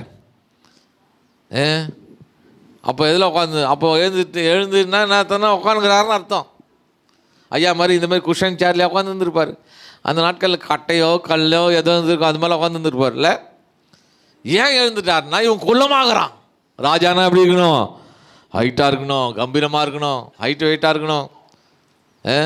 ஜனங்க பயப்படணும், மந்திரிங்க பயப்படணும், போர்ஸ்டர் பயப்படணும், வேலையாட்கள் பயப்படணும். சும்மா காலில் உரிமை நடிக்கணுமா வேணவா? அப்போ தான் ஆட்சியே பண்ண முடியும் இல்லை? சரி, கிட்ட வர வர நல்லா மெச்சூர்டான ஃபேஸாக இருந்தாலும் பரவாயில்ல, ரவுடி மாதிரி இருந்தாலும் பரவாயில்ல, சிவந்த மேனி, அழகிய கண்கள், இவனை ராஜாவா அபிஷேகம் பண்ணா தேசத்தில் எல்லாரும் ஏமாத்திடுவாங்க சொல்லி மனசிலே ரிஜெக்ட் பண்ணுறாரு. ஆனால் ஆண்டவரோ தாவீதை செலக்ட் பண்ண. ஹல்லேலூயா! செலக்ட் பண்ணிட்டு சொல்கிறார் பாருங்க. 1 சாமுவேல் 16ஆம் அதிகாரம் 7ஆம் வசனம். 1 சாமுவேல் 16ஆம் அதிகாரம் 7ஆம் வசனம். கர்த்தர் சாமுவேலை நோக்கி, நீ இவர்களுடைய முகத்தையும் இவர்களுடைய சரீர வளர்ச்சியும் பார்க்க வேண்டாம், நான் இவர்களை புறக்கணித்தேன். மனுஷன் பார்க்கிற விதமா நான் பார்க்கறது இல்லை, மனுஷனோ என்றால் முகத்தை பார்த்து கொண்டிருக்கிறான். கர்த்தரோ இந்த காலை வேளையிலே எக்கோஸ் ஆஃப் கால்ல இருக்கிற ஒவ்வொரு இருதயத்தையும் நான் ஆராய்ந்து கொண்டிருக்கிறேன். ஹல்லேலூயா! இந்த ஆலயத்தில் இருக்கிற ஒவ்வொரு இருதயத்தையும் நான் ஆராய்ந்து கொண்டிருக்கிறேன். ஹல்லேலூயா! மனுஷன் எதை பார்க்குறானா? எல்லாம் சத்தமாக சொல்லுங்க பார்க்கலாம். இந்த பக்கம் எல்லாம் இந்திக்காரங்க, இவங்களை விட்டுருங்க, நீங்கள் மட்டும் சொல்லுங்கள். மனுஷன் எதை பார்க்குறான்? ஆமாங்க, மனுஷன் முகத்தை தான் பார்ப்பான். இந்த அம்மா என்ன கலர் ட்ரெஸ்ஸை உடுத்தின்னுக்கிறாங்க, எந்த வீட்டில் இருக்காங்க, சொந்த வீடா, வாடகை வீடா, தட்டு வீடா, ஓடு வீடா, என்ன வண்டி வச்சுருக்காங்க, 2 வீலரா 4 வீலரா, டாப் மாடலா, இப்போலாம் டாப் மாடலாக பார்க்க ஆரம்பிச்சிட்டாங்க இல்லை? வட்டிக்காரங்கிட்ட போய் மார்வட்டிக்காரங்கிட்ட போனீங்களா, தங்கத்தை என்ன பண்ணுவான், அப்படி உரசி பார்த்துட்டு டூப்ளிகேட்டாக ஒரிஜினலாக கண்டுபிடிப்பான். நம்மால் கண்ணிலே ஸ்கேன் பண்ணுவான் டூப்ளிகேட்டாக ஒரிஜினலாக இல்லை. மனுஷன் முகத்தை தான் பார்க்குறான். இந்த கால வேளையில இந்த ஆலயத்துக்கு வந்திருக்கிற ஒவ்வொரு இதயத்தை என் ஆண்ட ஆராய்ந்து கொண்டிருக்கு. ஹல்லேலூயா! அடுத்த வேளை சாப்பாடு இல்லாமல் இருக்கலாம். ஹலோ, அடுத்த வேளை சாப்பாடு இல்லாமல் இருக்கலாம், நல்ல துணிமணி இல்லாமல் இருக்கலாம், உன் கணவன் உன்னை மறந்து இருக்கலாம், உங்கள் மனைவி உங்களை தள்ளி இருக்கலாம், நீ பெற்ற பிள்ளைகளே உனக்கு விரோதமாக எழும்பி இருக்கலாம், உங்கள் கூட பறந்தவங்க உங்களுக்கு துரோகம் செய்திருக்கலாம், சமுதாயத்தில் நல்ல அந்தஸ்து இல்லாமல் இருக்கலாம், வீடு வாசல் இல்லாமல் இருக்கலாம், ஒருவேளை உங்கள் பேங்க் அக்கௌண்ட்டில் ₹1 கூட பணம் இல்லாமல் 0 கூட இருக்கலாம். எது இல்லாமல் இருந்தாலும் சரி, கர்த்தரோடு இருப்பாரானால், ஆண்டவர்களோடு இருப்பாரானால், உங்களை காட்டில் விசேஷமான ஆள் இந்த உலகத்தில் யாரும் இல்லை. ஹல்லேலூயா! நீங்கள் சாதாரண ஆள் நினச்சா செத்து போகிற வரைக்கும் நீங்கள் சாதாரண ஆள் தான். நீங்கள் தான் விலை ஏற்பட்டு நினச்சி பாருங்க, நீங்கள் தான் விலை ஏற்பட்டு. ஏன்னா உங்களோடு இருக்கிற ஆண்டவர் பெரியவர். ஹல்லேலூயா! ஆண்டவர் முகத்தை பார்க்கல, இருதயத்தை பார்த்து கொண்டு இருக்கிறார். ஆண்டவர் சொல்கிறாரு சாமுவேல் தீர்க்கதரிசியை பார்த்து, நீ ஏம்மா தாவீதுடைய முகத்தை பார்க்குற? நான் தாவீதுடைய இருதயத்தை பார்த்துட்டேன். நீ அவன் சரீரத்தை பார்க்குற? அவனுடைய இருதயத்தை பார்த்துட்டேன். ஈசாயின் குமாரனாகிய தாவீதின் என் இருதயத்தை கேட்டவனாய் கண்டேன், எனக்கு சித்தமான எல்லாம் இவன் தான் செய்வான். இவன் தான் அந்த அதிகாரத்தை வீட்டுக்கு பார்த்து பாருங்க, இவன் தான் அந்த வார்த்தை யூஸ் பண்ணுவார். இவன் தான், இவனை ராஜாவா அபிஷேகம் பண்ணு. ஹல்லேலூயா! அன்பான கர்த்தருடைய பிள்ளைகளே, அப்போ தாவீதின் இருதயத்தில் ஆண்டவர் எதை தான் பார்த்தாரு, என்ன தான் இருந்தது, ஏன் அவ்வளோ கான்ஃபிடென்ட்டாக சொல்கிறாரு? அது நிமித்தம், அது அந்த செய்தி நிமித்தமாக நம்ம வாழ்க்கை தரத்தை ஆண்டவர் எப்படி உயர்த்த போகிறார், அதை மாத்திரம் நான் சொல்லிவிட்டு கடந்து போகிறேன். ஆனால் தாவீதின் இருதயத்தில் என்ன நம்ம பார்த்தாரு? முற்பிதாக்களாகிய 3 பேருடைய குணாதிசயத்தை, திரும்ப சொல்கிறேன், முற்பிதாக்களாகிய 3 பேருடைய குணாதிசயத்தை ஒரே மனிதனாகி தாவீதின் இருதயத்தில் ஆண்டவர் பார்த்தார். ஹல்லேலூயா! முற்பிதாக்கள் யார் யார்? சத்தமாக சொல்லுங்க பார்க்கலாம். முற்பிதாக்கள் யார் யார்? ஏங்க சத்தமாக சொல்லுங்களேங்க. நீங்கள் சொல்கிறது எவ்விதமாக இருக்கணும், நீங்கள் சொல்கிறது எவ்விதமாக இருக்கணும், ஒரு குத்துனா மூக்கில் ரத்தம் வர மாதிரி இருக்கணும் நீங்கள் சொல்கிறது. பக்கத்தில் இருக்க பார்த்து சொல்லுங்கள், சுறுசுறுப்பாக இருங்க சொல்லுங்கள். ஏங்க அதையா சுறுசுறுப்பாக சொல்லுங்கள், ஆக்டிவாக இருங்க. சுறுசுறுப்பாக இருக்கிற சபை வளரும். சுறுசுறுப்பாக இருந்தால் எது வளரும்? சுறுசுறுப்பாக இருக்கு வியாதியாக வராது, தெரியுமா உங்களுக்கு? சுறுசுறுப்பாக இருக்க கடனே வாங்க மாட்டான். ஏதாவது வேலை செஞ்சு போயிட்டு போயினே இருப்பான். ஒரு கேள்வி கேட்டால் பதில் சொல்லணும். ஹல்லேலூயா. ஆபிரகாம் சொல்லுங்க சத்தமா, ஈசாக்கு, யாக்கோபு, இந்த 3 பேருடைய குணாதிசயம், இந்த 3 பேருடைய குணாதிசயம் ஒரே மனிதனாகி தாவீதை ஆண்டவர் பார்த்தார். ஆபிரகாம் பலிபீடங்களை கட்டினார். எல்லாம் சொல்லுங்க பார்க்கலாம். ஆபிரகாம் என்ன பண்ணாரு? எந்தெந்த ஊருக்கெல்லாம் போனாரோ பல பிரச்சனை வந்தது, பல போராட்டம் வந்தது, பல கவலை வந்தது, யுத்தம் வந்தது, மனைவி 2 முறை கடத்தப்படுறா, சொத்து பிரச்சனை வந்தது, எத்தனை பிரச்சனை வந்தாலும் சரி ஆபிரகாம் எந்தெந்த ஊருக்கெல்லாம் போனாரோ அந்தந்த ஊருக்கெல்லாம் போய் ஒரு பலிபீடத்தை கட்டி ஆண்டவரை மனரம்யமா தொழுது கொண்டார். ஹல்லேலூயா. ஆபிரகாம் என்ன பண்ணாரு? பலிபீடங்களை கட்டினார். ஈசாக்கு துறவுகளை தோன்றார். ஈசாக்கு என்ன பண்ணாரு? ஈசாக்கு எந்தெந்த ஊருக்கெல்லாம் போனாரோ அந்தந்த ஊருக்கெல்லாம் போய் ஒரு கிணறை வெட்டி அதுக்கு ஒரு பேர் இருந்தாரு. யாக்கோபுடைய மந்தைகள் குறையவே இல்லை. தன் மாமனார் 10 முறை சம்பளத்தை மாத்தினாலும் சரி ஒரு நாளும் யாக்கோபுடைய மந்தை குறையல. ஹல்லேலூயா. என் கண்மான கர்த்தருடைய பிள்ளைகளே, ஆபிரகாம் பலிபீடங்களை கட்டினார். பல பிரச்சனைகள் வந்தது, பல போராட்டங்கள் வந்தது, கவலை வந்தது, கண்ணீர் வந்தது, உபத்திரம் வந்தது, அவமானம் வந்தது, நிந்தை வந்தது, யுத்தம் வந்தது, மனைவி 2 முறை கடத்தப்படுறா, என் சொத்து பிரச்சனை வந்தது. இத்தனை பிரச்சனைக்கு மத்தியில், இத்தனை போராட்டத்தின் மத்தியில், இத்தனை கவலையின் மத்தியில், இத்தனை உபத்திரத்தின் மத்தியில், இத்தனை அவமானத்தின் மத்தியில் ஆபிரகாம் எந்தெந்த ஊருக்கெல்லாம் போனாரோ அந்தந்த ஊருக்கெல்லாம் போய் பலிபீடத்தை கட்டி ஆண்டவரை மனரம்யமாய் ஆண்டவரை தொழுது கொண்டார். ஹல்லேலூயா. பலி எதை குறிக்கிறது? ஆண்டவரை ஆராதிப்பதை குறிக்கிறது. பலி எதை குறிக்கிறது? ஆண்டவருக்கு நன்றி சொல்வதை குறிக்கிறது. பலி எதை குறிக்கிறது? ஆண்டவரை புகழ்ந்து பாடுவதை குறிக்கிறது. ஆபிரகாம் எல்லா சூழ்நிலையிலும் ஆண்டவரை மனரம்யமாய் துதிக்கிற ஒரு மகனாக இருந்தார். என் கண்மான கர்த்தருடைய பிள்ளைகளே, இதே குணாதிசயத்தை தான் ஆண்டவர் தாவீதில் ஆண்டவர் பார்த்தாரு. சங்கீதக்காரன் தன் புத்தகத்தில் எழுதுகிறாரு, கர்த்தரை நான் எக்காலத்தில் ஸ்தோத்தரிப்பேன், அது துதி எப்போதும். ஆமா, நன்மை வந்தாலும் ஸ்தோத்திரம் பண்ணுவேன், தீமை வந்தாலும் ஸ்தோத்திரம் பண்ணுவேன், லாபம் வந்தாலும் ஸ்தோத்திரம் பண்ணுவேன், நஷ்டம் வந்தாலும் ஸ்தோத்திரம் பண்ணுவேன், ஆடு குட்டி போட்டாலும் ஸ்தோத்திரம் பண்ணுவேன், ஆடு செத்து போனாலும் ஸ்தோத்திரம் பண்ணுவேன், சிங்கம் வந்தாலும் ஸ்தோத்திரம் பண்ணுவேன், கரடி வந்தாலும் ஸ்தோத்திரம் பண்ணுவேன், மரண இருளின் பள்ளத்தாக்கில் நடந்தாலும் ஸ்தோத்திரம் பண்ணுவேன். ஒரு நாள் நான் பொல்லாப்புக்கு பயப்பட மாட்டேன். தேவரீர் என்னோடு கூட இருக்கிறேன், அது கோலமோ தடியவனை தேற்றும். ஹல்லேலூயா. என் கண்மான கர்த்தருடைய பிள்ளைகளே, மரணமோ சுகமோ துக்கமோ வியாதியோ பலவீனமோ கிறிஸ்துவின் அன்பை விட்டு என்னை யாராலும் பிரிக்க முடியாது என்று யார் வைராக்கியம் பாராட்டுகிறார்களோ, யார் அதிகமாய் துதிக்கிறார்களோ அவர்களை பார்த்து ஆண்டவர் சொல்வாரு, இருதயத்தை கேட்டவன் இருதயத்தை கேட்டவன். ஹல்லேலூயா.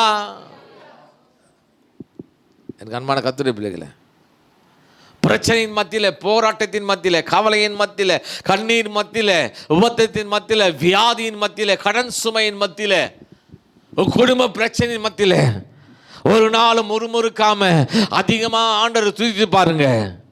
ஹல்லேலூயா. ஆண்டவர் நிச்சயமாக உங்களை விடுதலை ஆக்குவார். ஹல்லேலூயா.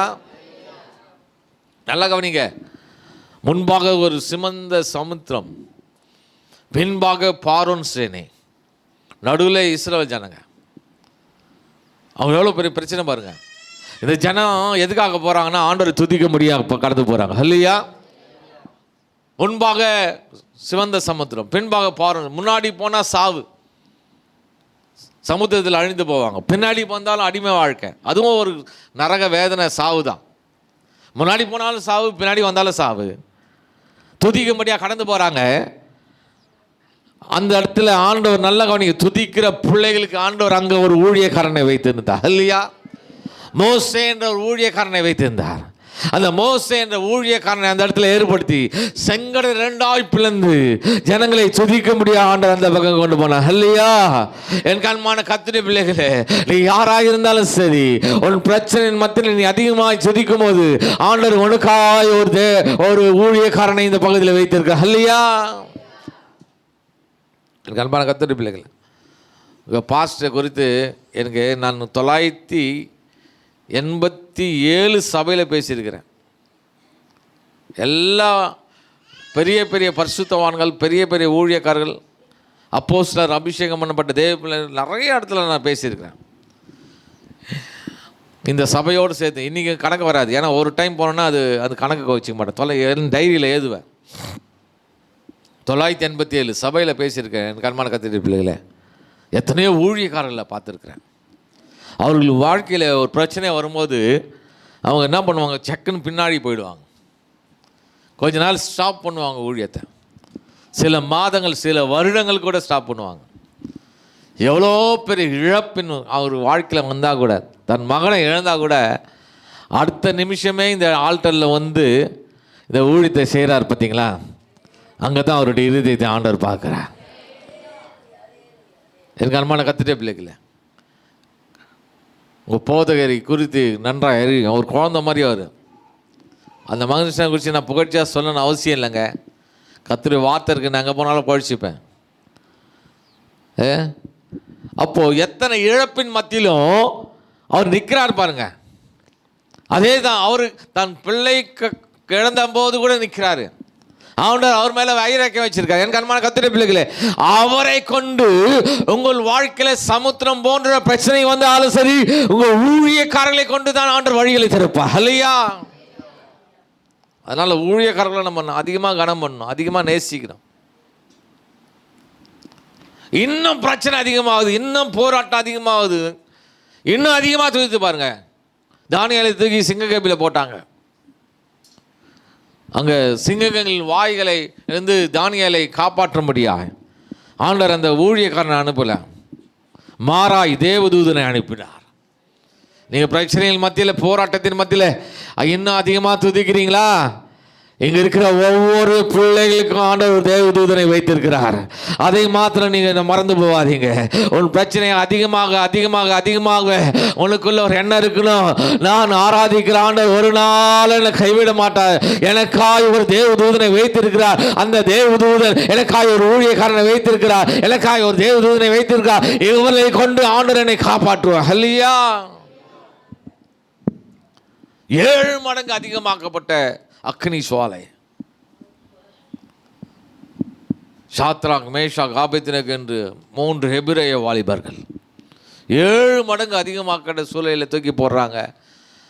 அந்த அக்னி சூழலிலிருந்து அவர்களை விடுதலை ஆக்க முடியாது. அந்த இடத்துல ஒரு ஊழியக்காரனை ஆண்டவர் அனுப்பலை, அந்த இடத்துல ஒரு தேவதூதனை அனுப்பலை, மாறாய் கர்த்தரே கடந்து வந்து அவர்களை விடுதலை ஆக்கினார். ஹல்லேலூயா. எனக்கு அதிகமான கர்த்தருடைய பிள்ளைகளே, அதிகமாக நீ ஆண்டரை துதிக்கும் போது அந்த இடத்துல ஆண்டவர் ஒரு ஊழியக்காரனை அனுப்புவார், இல்லைன்னா ஒரு தேவதூதனை அனுப்புவார், இல்லைன்னா மாற அதிகம் 7 மடங்கு அதிகமாக்கப்பட்ட இடத்துல 7 மடங்கு அதிகமாக்கப்பட்ட அதுக்கு மேலே அதிகமாக எப்போ பிரச்சனை அதிகமாகுதோ அந்த இடத்துல கர்த்தரே கடந்து வந்து உங்களை விடுதலை ஆக்குவார். பக்கத்தில் பார்த்து சொல்லுங்கள், நீங்களாம் சாதாரண ஆள் இல்லை. சொல்லுங்கள் பார்க்கலாம், நல்லா சொல்லுங்கள். உங்களோட ஆண்டவர் இருக்கிறார். ஒரு நாள் சோர்ந்து போவாதீங்க. ஆண்டவர் பெரிய காரியத்திலேருந்து உங்களை விடுதலை ஆக்குவார். ஹல்லேலூயா, ஹல்லேலூயா. நீங்கள் நானும் ஆராதிக்கிற ஆண்டவர் வேடிக்கை பார்க்குற ஆண்டவர் இல்லைங்க, அவர் விடுதலை ஆக்குற ஆண்டவர். அது எப்பேற்பட்ட காரியமாக இருந்தாலும் ஆண்டவர் உங்களை விடுதலை ஆக்குவார். ஹல்லேலூயா, ஹல்லேலூயா. விடுதலை ஆக்கிற மட்டும் இல்லை, உயர்த்தி அழகு பார்க்குற ஆண்டவர். அப்போ எல்லா சூழலையும் மனரம்யமா துதிக்கிற பிள்ளைகளா இருப்பீங்கன்னா, லாபமோ நஷ்டமோ சுகமோ துக்கமோ வியாதியோ பலவீனமோ கடன் சுமையோ எது வந்தாலும் சரி, கிறிஸ்துவின் அன்பை விட்டு என்னை யாராலும் பிரிக்க முடியாது என்று யார் வைராக்கியம் பாராட்டுகிறார்களோ, யார் அதிகமாய் அவரை துதிக்கிறார்களோ அவர்களை பார்த்தா ஆண்டவர் சொல்வார், இதயத்தை கேட்டவன் இதயத்தை கேட்டவன். அல்லையா? சரி, யாரால் சொல்ல முடியும்? லாபமோ சுகமோ நஷ்டமோ மரணமோ ஜீவனோ கிறிஸ்துவின் அன்பை விட்டு என்னை யாராலும் பிரிக்க முடியாது. யாரால் சொல்ல முடியும்? ஈஸியாக சொல்லுங்க பார்க்கலாம். யாராலங்க சொல்ல முடியும்? சரி, ஈஸியாக கேட்குறேன். இன்னொரு மனுஷனை எப்போ உயர்த்தி பேசுவாங்க, எப்போ புகழ்ந்து பேசுவாங்க? நல்லது செய்யும் போது, அப்புறம் ஏதாவது தேவைன்னும் போது, அப்புறம் கரெக்டாக தான் சொல்கிறீங்க. எப்போ உயர்த்தி பேசுவாங்கன்னா அவங்க மதிப்பு என்னன்னு தெரிஞ்சால் தான் உயர்த்தி பேசுவாங்க. கரெக்டுங்களா? ஐயா வந்தார், நல்ல என்னை கொஞ்சம் அப்படியே பூஸ்ட் பண்ணி சொன்னார், இல்லை 2 வார்த்தை சொன்னார். ஐயா இதுக்கு நான் அதுக்கெல்லாம் தகுதியாக இல்லையான்னு கூட எனக்கு தெரியல, நான் ஒரு சாதாரண ஆள். ஐயா சொன்னது நிறைய காரியம் சொன்னார், இல்லை? சரி, நான் உட்காந்துக்கிறேன், ஐயா பால் தீரங்க சபைக்கு வந்தால் எப்படி இருக்குன்னு நினைக்கிறீங்க? இங்கே இருக்கிற பக்கத்தில் இருக்கிற சர்ச்சிலலாம் லீவ் போட்டு இங்கே வந்து உட்காந்துருப்பான். கரெக்டுங்களா? நான் உட்காந்துக்கிறேன், ஐயா உட்காந்துக்கிறேன். பெண்ணின்னு வந்துட்டு அந்த பக்கம் டயர் பஞ்சர் ஆகிடுச்சு, இந்த பக்கம் ரோடுக்கா மெரினா பீச்சுக்காக வந்தால் டயர் பஞ்சர் ஆகிடுச்சு, பக்கத்தில் எங்கன்னா சர்ச்சுக்கு கூட்டின்னு போக சொன்னேன், இங்கே கூட்டின்னு வந்துட்டாங்க அப்படின்னா இப்போவே டிக்கெட் புக் ஆகும். அவர் சவுதியிலேருந்து வந்துக்கிறாரு ஒரு பிரதரு, இந்தோனேஷியாலேருந்து, மலேசியாலேருந்து, சிங்கப்பூர்லேருந்து, எல்லா நாட்டிலேருந்து டிக்கெட் புக் ஆகும். எங்கே யாரை பார்க்க வர்றதுக்கு? இந்த எக்கோஸ் ஆஃப் கால் சர்ச்சுக்கு வர்றதுக்கு டிக்கெட் புக் பண்ணுவான், பெண்ணினை பார்க்கறதுக்கு. இல்லை பண்ணுவானா இல்லையா? அப்போ மதிப்பு என்னன்னு தெரிஞ்சால் தான் அவங்கள உயர்த்தி பேச தரணும். அதுபோல தான் நீங்கள் நானும் ஆராதிக்கிற ஆண்டவர் யாருன்னு தெரிஞ்சால் தான் நாவல சோத்திரம் வரும். நீங்கள் நானும் ஆராதிக்கிற ஆண்டவர் சாதாரணமானவர் அல்ல. நீங்கள் நானும் ஆராதிக்கிற ஆண்டவர் ஒரு சர்வ வல்லமையுள்ள ஆண்டவர். எல்லாம் சொல்லும் போல நம்ம ஆண்டவர் யாரு? இந்த சத்தம்லாம் காணாதுங்க. ஒரு வைப்ரேஷனில் ஒரு லைட் உடையணும். என்ன உடையணும்? நான் சொல்கிறேன், நீங்கள் ஒருமனப்பட்ட ஆவியோடு ஒரே உருவின பட்டயமாக உங்கள் பாஸ்டர் கையில் இருந்திருப்பீங்கன்னா இந்நேரம் ஒரு பெரிய பிரம்மாண்டமான இன்டோர் ஸ்டேடியம் போல ஒரு ஆலயத்தை அவர் கட்டியிருப்பார். அவ்வளோ ஸ்பிரிட், இன்னும் அந்த ஸ்பிரிட் வரல. ஒரு லைட் உடையிற மாதிரி அவர் சொல்லணும். நீங்கள் ஹல்லியா, நீங்கள் நானும் ஆராதிக்கிற ஆண்டவர் எப்படிப்பட்டவர்? சர்வ வல்லமையுள்ள ஆண்டவர். நீங்கள் நானும் ஆராதிக்கிற ஆண்டவர் அவர் அநாதி. சத்தமாக சொல்லுங்க, அநாதி, நித்திய, நித்திய பிதா, அநாதி, நித்திய. சரி, வாட் இஸ் மீன் பை அநாதி? அநாதினா என்னங்க? யாருமே இல்லைன்னா அது அநாதை. அப்பா அம்மா இல்லாதவங்க அநாதை. நான் கேட்குது, அநாதி ஸ்நேகத்தால் என்னை நேசித்தீரையா அநாதி இதே ஒன்று நாடை காலமே பாடாமா இல்லையா? அந்த அநாதினா என்ன? நீங்கள் இந்த சர்ச்சு பிலீவரா பிரதர்? சரி, உங்கள் பேருண்ணா? பிரசாந்துக்கே ஒரு அநாதி இருக்கு. பிரசாந்தோட அநாதியை பார்த்துட்டு ஆண்டவர் அநாதி பார்ப்போம். ஓகேவா? என்ன வயசாகுது? 31. மேரேஜ் ஆயிடுச்சா? ஆகலையா? சரி, பார்த்துடலாம் விட. இவர் வாழ்க்கையில் 31 வயசாகுது. வாழ்க்கையில் எதெல்லாம் நடந்து முடிஞ்சுதோ அதான் அநாதி. இப்போ இருக்கிறது நிகழ்காலம். இப்போ இருக்குதுனாக்கா ஏங்க சத்தமாக சொல்லுங்களாங்க. அவங்களாம் ஆஃபீஸர்ஸ், அவங்களாம் பேச மாட்டாங்க, நீங்கள் பேசுங்க. இப்போ இருக்குதுனாக்காலாம் வரப்போகுது எதிர்காலம். உங்களுக்கு எனக்கு எதிர்காலம் கிடையாது, அது உலகத்தானுக்கு. உங்களுக்கு எனக்கு நித்தியம். சரி, 5 வயசு ஞாபகம் இருக்கா பிரதர்? பிரசாந்த் தானே சொன்னீங்க? 5 வயசு ஞாபகம் இருக்கா? என்ன கலர் ட்ரெஸ் போட்டுருந்தா? ஏங்க உங்களை தான் கேட்குறாங்க. உயிரோட தானே இருந்தீங்க, செத்தா போனீங்க. ஃபஸ்ட்டு பர்த்டே எங்கே பிரதர் கொண்டாடினீங்க? வீட்டில் கொண்டாடினாராங்க. பார்த்து நிறைய பேர் டேட் ஆஃப் பர்த் தெரியாமல் உட்காந்துக்கிறாங்க இங்கே. அது வேறு விஷயம். இப்போ தான், அப்போல்லாம் எங்கே, இப்போ இந்த ஆண்ட்ராய்டு ஃபோன் எப்போ வந்ததோ எல்லாத்தையும் ரெக்கார்ட் பண்ணி வச்சுக்கிறோம். தலை வாரினா செல்ஃபி, ட்ரெஸ் மாறினா செல்ஃபி, கடைக்கு போனால் செல்ஃபி, எல்லாத்துக்கும் செல்ஃபி தான். First birthday, second birthday record பண்ணி வச்சுக்கிறோம். அந்த நாட்களில் கேமராலாம் கிடையாது. கல்யாணத்துக்கு ஒரு ஃபோட்டோ தான் எடுப்பாங்க. அந்த ஒரு ஃபோட்டோ கூட ஸ்டுடியோவுக்கு போய் எடுத்து வந்தோம், பிளாக் அண்ட் ஒயிட் ஃபோட்டோவை. பொண்ணு மாப்பிள்ளை போய் ஃபோட்டோ எடுத்து வரத்துக்குள்ளே இங்கே ஜனங்க சாப்பிட்டு வீட்டுக்கு போயிடும். ஃபோட்டோ பிடிக்க கிடையாது. இப்போ எதுக்கத்தாலும் ஆண்ட்ராய்டு ஃபோன் வந்ததுலேருந்து எல்லாத்துக்கும் செல்ஃபி தான். First birthday, second birthday, third birthday. இப்போ கூட பாருங்கள், நான் பேசுறது கூட ரெக்கார்ட் பண்ணுறாங்க. பண்ணுறாங்களா இல்லையா? சரி, 31 வயசு ஆச்சுன்னு சொன்னார். தாயின் வயிற்றில் எவ்வளோ நாள் இருந்தார்? எவ்வளோ நேரங்க இருந்தார்? ஆமாம், இந்த அம்மா உட்காந்து எண்ணிந்தாங்க. 1வது மாதம், 2வது மாதம், 3வது. எந்த குழந்தையும் 10 மாதத்தில் பிறகு சார் ஹலோ 9 மாதம் 5 நாள், 9 மாதம் 10 நாள் அப்படி தான் பிறக்கும் இல்லை? அப்போ உயிரோட தானே இருந்தார். உயிரோட இருந்தாரா இல்லையா? அது ஏதாவது கணக்கு சொன்னாரா அவரு? பிரசாந்த் நினச்சிருக்காரு, எங்கள் அப்பா அம்மாவுக்கு நான் கல்யாணம் ஆச்சு நான் பிறந்தேன்னு நினச்சிருக்கேன். நானும் அப்படி தான் நினச்சிருந்தேன். எங்கள் அப்பா அம்மா கல்யாணம் ஆச்சு நான் பிறந்தேன். நீங்களும் அப்படி தான் நினச்சிருப்பீங்க. இந்த பிரசாந்த் எங்கே பிறந்தார் பார்க்கலாமா? 139ஆம் சங்கீதம் 15-16 வாசிங்கம்மா. 139ஆம் சங்கீதம் 15-16. 139 15-16 வாசிங்க. நல்ல கவனிங்க. இந்த பிரசாந்தை ஆண்டவர் ஒலிப்பினங்கள்ல உண்டாக்குற ஹல்லியா எல்லாம் சத்தமா இல்லையே சொல்லுங்க போகலாம். ஆண்டவர் பிரசாந்த் எங்கே உண்டாக்குனாரு? ஏங்க சத்தமாக சொல்லுங்க, எங்கே உண்டாக்குனாரு? ஆண்டவர் என்ன எங்கே உண்டாக்குனாரு? பாஸ்டர் ஐயாவை எங்கே உண்டாக்குனாரு? இங்கே ஆலயத்துக்கு வருகிற ஒவ்வொரு பிள்ளைகளையும் என் ஆண்டவர் உறுப்பிடங்களை உண்டாக்குனாருமா. ஹல்லேலூயா. வாசிங்க.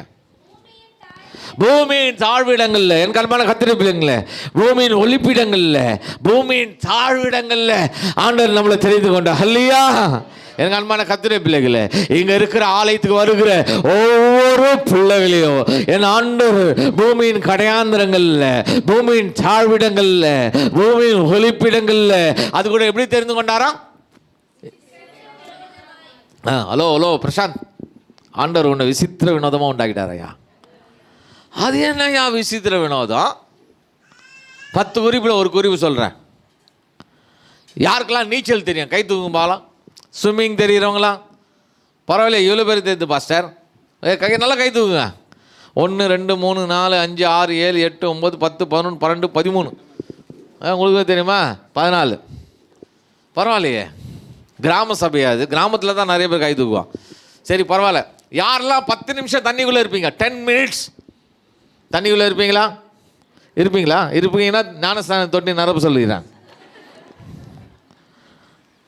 யாரால 10 நிமிஷம் தண்ணிக்குள்ளே இருக்க முடியாது? வெளில வரக்கூடாது, மூச்சு பிடிச்சின்னு உள்ளே இருக்கணும். 10 நிமிஷம் தண்ணிக்குள்ளே இருந்தால் அது கின்னஸ் ரெக்கார்டு. ஆனால் தாயின் வயிற்றுக்குள்ளே தண்ணீர் குடம் என்ற, தாயின் வயிற்றுக்குள்ளே பனிக்குடம் என்ற தண்ணிக்குள்ளே, அந்த பனிக்கூடத்தை தண்ணிக்குள்ளே 10 மாதம் இருந்தீங்களா? ஹலோ, உங்களை தான் கேட்குறேன். தண்ணிக்குள்ளே தானே இருந்தீங்க? 10 மாதம் இருந்தீங்களா இல்லையா? மூக்கு இருந்ததா? மூக்கு இருந்ததா இல்லையா? மூக்குள்ளே தண்ணி போச்சா? விசித்திரமா இல்லை? காது இருந்ததா? காதுக்குள்ளே தண்ணி போச்சா? வினோதமா இல்லை? இப்படி தான் இங்கே இருக்கிற ஒவ்வொரு பிள்ளைகளையும் ஆண்டவர் பூமியின் கடையாந்திரங்களில், பூமியில் தாழ்விடங்களில் என் ஆண்டவர் விசித்திர வினோதமா தெரிந்து கொண்டார். ஹல்லேலூயா. இது கை தட்டுவீன்னு பார்த்தேன், கை தட்டவே இல்லை. ஆனால் நான் சொல்லிலாம் தரக்கூடாது. நான் சொல்லி தட்டினா அது எனக்கு. இப்போ கை தட்டினீங்க பார்த்தீங்களா? இந்த கைத்தல் யாருக்கு? எனக்கு. நான் சொல்லாமல் தட்டினா அது ஆண்டவருக்கு. நான் சொல்ல, வேத வசனம் அழகாக சொல்கிறது, என் நாமத்தை பிரசாபடுத்துகிற, என் நாமத்தை உயர்த்துகிற, என் நாமத்தை புகழ்ந்து பாடுகிற எந்த ஸ்தானத்திலையும் நான் வந்து உங்களை ஆசீர்வதிப்பேன். ஹல்லேலூயா. அந்த நான் என்ற வார்த்தைக்கு அர்த்தம் தெரியுதில்லை, ஆனால் தான் கை தட்டுறதில்லை. எங்கெல்லாம் கர்த்தரின் நாமம் உயர்த்தப்படுதோ அங்கெல்லாம் கை தட்டி பாருங்க, ஆண்டவர் உயர்த்துவா. ஹல்லேலூயா. என் கண்மான கர்த்தருடைய பிள்ளைகளே, எவ்வளோ பெரிய காரியத்தை நான் சொன்னேன். பாருங்க, நம்ம ஆண்டவர் எப்படி படைச்சிருக்காரு பாருங்க. தண்ணிக்குள்ளே தான் இருந்தோம். தண்ணிக்குள்ளே இருந்தோமா இல்லையா? இருந்தோமா இல்லையாங்க? மூக்குள்ள தண்ணி போலியே, காது உள்ள தண்ணி போலியே. இல்லை, 5 வயசு பையனாக இருப்பேன். இப்போ எனக்கு 54 வயசு ஆகுது. 5 வயசாக இருக்கும்போது அப்போ சர்ச்சுக்கு போவோம். எல்லாரும் நிறைய லேடிஸ் தான் உட்காந்துப்பாங்க. அந்த ரெண்டு ஒயிட் ஷர்ட்டை யாருன்னு தெரியல, 2 பசங்க இங்கே உட்காந்துக்கிறான்ல. ஆனால் பக்கத்தில் ஒரு பிளாக் கலர் சட்டை போட்டுக்கிறான் மாதிரி. இவனுங்களாவது இப்படி நலையிறானுங்க, அப்படி நலையிறான், இப்படி பார்க்குறான். அந்த பையன் என்னையே மறைச்சு பார்த்துன்னுக்குறான். அப்படியே அவன் ஊழியக்காரனாக மாற போகிறான். ஏன்னா நானும் அந்த சின்ன வயசில் இப்படி தான் மறைச்சு பார்த்துன்னுப்பேன். அப்படியே என்ன தான் சொல்கிறாங்கன்னு. அப்போது நிறைய, அப்போவும் 50 வருஷத்துக்கு முன்னாடியும் நிறைய லேடிஸ் தான் இருப்பாங்க. அந்த பாஸ்டர் பிரசங்கம் பண்ணுவார். எல்லாரும் ஜெபம் பண்ணுங்க, எல்லாருடைய விண்ணப்பத்தை என் ஆண்டவர் கேட்க போகிறார். எல்லாருடைய ஜெபத்துக்கு ஆண்டவர் பதில் கொடுக்க போகிறாரு. அங்கே நம்ம ஆண்டவர் பரலோகத்தில் இருக்கிறாரு, நாம பூமியில் இருக்கிறோம். இனி எல்லாருடைய ஜெபம் ஆண்டவருக்கு பதில் கொடுத்து ஜெயத்தை கொடுக்க போகிறார். இன்னைக்கு விடுதலை நாள், வெற்றி நாள் சொல்லாரு. எல்லா ஜனங்களும் கை தட்டி அபிஷேகத்தில் நிரம்புவாங்க. நம்ம ஆண்டவர் எங்கே இருக்கிறாரா? எல்லா சத்தமும் சொல்லுங்களேங்க. நாம் எங்கே இருக்கிறோமா? பரலோகம் எங்கே இருக்கான்? வானத்தில் இருக்குதான். வானத்தில் என்ன ஆகுதுன்னு இன்ன வரைக்கும் கண்டுபிடிக்கல. என்ன கண்டுபிடிச்சிருக்கானுங்களா? இல்லை, கிட்ட இருக்குதுன்னு நிலாவுக்கு அந்த பக்கம் கூட போகல, முன்னாடி தான் போய்க்கிறாங்க. அதுக்கப்புறம் சூரியன் கிட்ட நெருங்கவும் முடியல. அதுக்கப்புறம் alpha Centauri, beta Centauri, Proxima Centauri, Milky Way, galaxy. Alpha செஞ்சுரிக்கெலாம் போகவே முடியாது. கிட்டக்கிற நட்சத்திரம் அதுதான். 20 வருஷம் ஆகும் லைட் ஸ்பீடில் போகணும். வரதுக்கு 20 வருஷம் 40 வருஷம் போயிட்டு வரணும்னா. இங்கே நிலாவே ஒரு இங்கே நம்மளுக்கு ஒரு நாள் வந்து அங்கே 14 நாள் வந்து ஒரு நாள் நிலாவுக்கு. அப்புறம் நட்சத்திரம்லாம் இருக்குது, நம்மளுக்கு 1000 வருஷம் வந்து அங்கே ஒரு நாள். பைபிள் வசனம் சொல்லுதா இல்லையா? அவருக்கு பார்வைக்கு 1000 வருஷம் எத்தனை நாள் போலக்குது? ஆமாம், அங்கேருந்து பார்த்தா 1000 வருஷம், இங்கேருந்து பார்த்தா 1000 வருஷம், அங்கேருந்து பார்த்தா ஒரு நாள் தான். அப்படிப்பட்ட நட்சத்திரம்லாம் மேலே இருக்குது. வானத்தில் என்ன யாரும் போகவே இல்லை, கிட்ட கூட போகல. சும்மா இவனு கெஸ் பண்ணி சொல்கிறாங்க. இவங்க சும்மா ஆராய்ச்சி பண்ணி அது உண்மையாக பொய்யான்னு கூட தெரியாது நம்மளுக்கு. உள்ளுக்குள்ளே போனால் தான் தெரியும். இது வானத்தில் என்ன ஆகுதுன்னே கண்டுபிடிக்கல. இதுக்குள்ளே பரலோக ராஜா இருக்குதான். அந்த பரலோக ராஜ்யத்தில் ஆண்டவர் இருக்கிறாராம். நம்ம பூமியில் இருக்கிறோமா, கொசு மாதிரி தனித்தனியாக ஜெபம் பண்ணணுமா, தனித்தனியாக ஒரு காதுக்கு போவோமா, தனித்தனியாக பதில் கொடுப்பாராம். என்ன டூப் அடிக்கிறானுங்க அவனுங்க.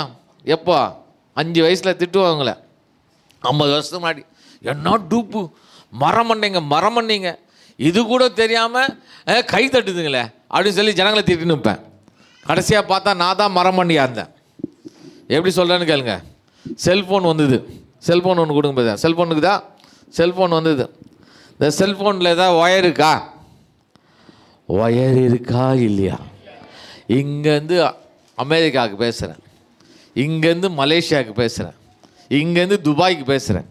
என் குரல் அப்படியே காற்றுல போய் அங்கேருந்து ஒரு ஃப்ராக்ஷன் ஆஃப் செகண்டில் ரிட்டர்ன் பதில் வருது. சாதாரண 6 அறிவு படித்த மனுஷனுக்கே இத்தனை ஞானம் இருக்குன்னா, அந்த மனுஷனை படைச்ச என் ஆண்டவருக்கு எத்தனை ஞானம் இருக்கும் பாருங்க. நீங்கள் நானும் ஆராதிக்கிற என் ஆண்டவர் அவர் அனந்த ஞானி. இது சொன்னா பரவாயில்ல, நீ ஜெபிக்கிறதுக்கும் வேண்டுவதற்கும் முன்பே அறிந்திருக்கிறாராம். நான் ஜபமே பண்ணல, அவருக்கு எப்படியா தெரியும்னு நினைப்பேன் 5 வயசில். ஏங்க நான் ஜபம் பண்ணால் தானே அவர் தெரியணும்னா? கரெக்டாக தப்பா?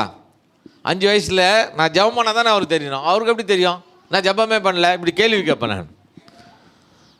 செல்ஃபோனில் நெட்டில் போயிட்டு ஏதாவது ஒன்று தேடுங்களேன், 2 லெட்டர் அடி. செல்ஃபோனுக்கு நீ என்ன தேர்றன்னு செல்ஃபோனுக்கு தெரியுது, என் ஆண்டவருக்கு தெரியுமா தெரியாதா?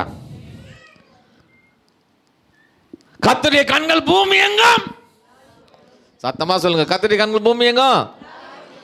இவ்வளோ பெரிய கண்ணு வச்சுன்னு பார்த்துன்னு பாரு பழுகுது. யோசிச்சுருந்தேன் அந்த காலத்தில், இவ்வளோ பெரிய கண்ணு வச்சு இப்படி பார்த்துன்னு பாரு நினச்சிருந்தேன். நீ ஜொமேட்டோ ஸ்விக்கி ஊபர் ஆப்பில் போயிட்டு ஏதாவது ஒன்று ஆர்டர் பண்ணுங்களேன், அந்த பைக்காரன் எந்த சந்தையில் வரான்னு நம்ம பார்க்குறோம் ஃபோனில். நான் கேட்பேன், யோ ஏயா ஒரே சந்தையில் ஏன் எவ்வளோ நேரம் நின்றுக்கிறேன் கேட்பேன். நம்ம பார்க்குறோமா இல்லையா ஃபோனில், எந்த சந்தில் திரும்பலாம் மேப் போட்டால் போதா இல்லையா? அந்த மேப்புக்கு மேலே ஒருத்தர் இருக்கிறாரு, சேட்டலைட்டுக்கு மேலே ஒருத்தர் இருக்கிறாரு, அவர் பாப்பாரா பார்க்க மாட்டாரா? வானம் அவர் சிங்காசனம். வானத்தில் என்ன வச்சிருக்காராம்? சேரை போட்டிருக்காரா. காலை எங்கே வச்சிருக்காராம்? ஆமாம், இந்த காலை நான் இவ்வளோ பெரிய கால் ஆகுது. அந்த காலத்தில் திருவிழாலாம் வைப்பாங்க, கட்டை கால்னு இருக்கும், இவ்வளோ பெரிய கால் கட்டை. அந்த கட்டை மேலே ஏறி நின்று டங்கா டக்கான்னு ஆண்டுப்பானுங்க. பார்த்துருக்கீங்களா? அந்த கால் அந்த கட்டையே மறைச்சு பார்த்துனுப்பா சின்ன வயசில். அந்த காலோட இந்த கால் பெருசாகுது இல்லை? அது சொன்னால் பரவாயில்ல. தமதின் சாயல்படி தமதின் ரூபத்தின்படி ஆண்டவர் யாரை படைச்சாராம்? பிரசாந்த் கதைக்கு வருவோம். இப்போ பிரசாந்தை படைச்சாராம். சரி, பிரசாந்த் உடம்புல நரம்பு இருக்கா இல்லையா? நரம்பு இருக்கா இல்லையா உங்கள் உடம்புல? என் உடம்புல இந்த நரம்பெல்லாம் உரி ஒட்டினா ஒரு 50 கிலோமீட்டர் போகுமா போவாதா? ரெண்டாவது எதாவது ஒரு பதில் சொல்லுங்க. போவோன்னு சொன்னாலும் தப்பு, போவா சொன்னாலும் தப்பு. 500 கிலோமீட்ரு மதுரை வரைக்கும் போவோமா? ஏதாவது சொல்லுங்கள். போவோம் போவாது சொன்னாலும் தப்பு, போவோம் சொன்னாலும். 5000 டெல்லி போயிட்டு ரிட்டர்ன் வருமா? நம்ம நரம்பெல்லாம் வெட்டி ஒட்டினா டெல்லி போயிட்டு ரிட்டர்ன் வருமா வராதா? ஏங்க போங்க, நானே நேரடியாக பதில் சொல்கிறேன். இந்த எக்கோஸ் ஆஃப் கால் தானே சர்ச்சு பேர். இந்த சர்ச்சை தோணுனா வரும், அதுக்காவது பதில் சொல்லுங்கள். தோணுனா என்னங்க வரும்?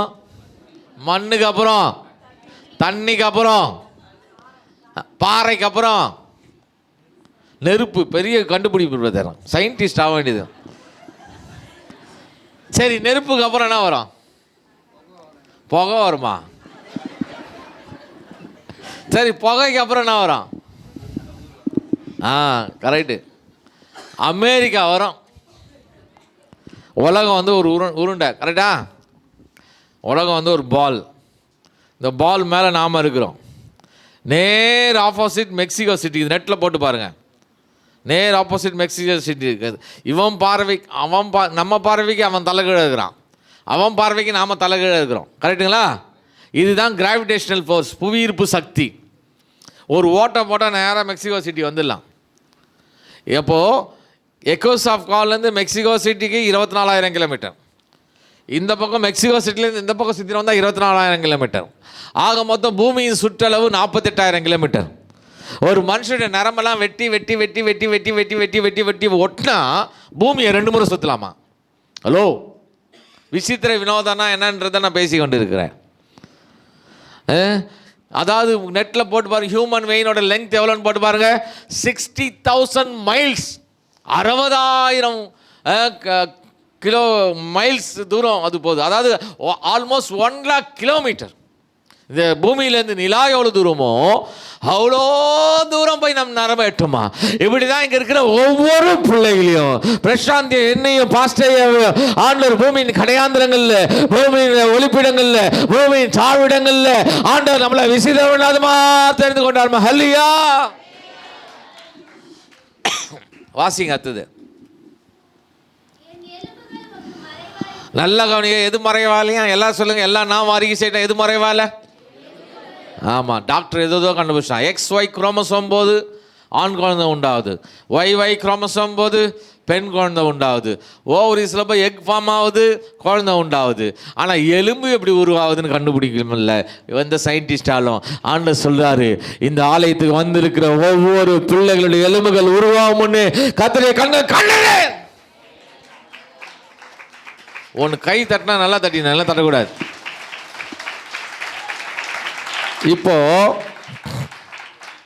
இப்போ பிரசாந்த் கதைக்கு வருவோம். பிரசாந்த் உடம்புல நிறைய எலும்பு இருக்கா இல்லையா? எலும்பு இருக்கா இல்லையாங்க? எத்தனை எலும்புங்க இருக்கு?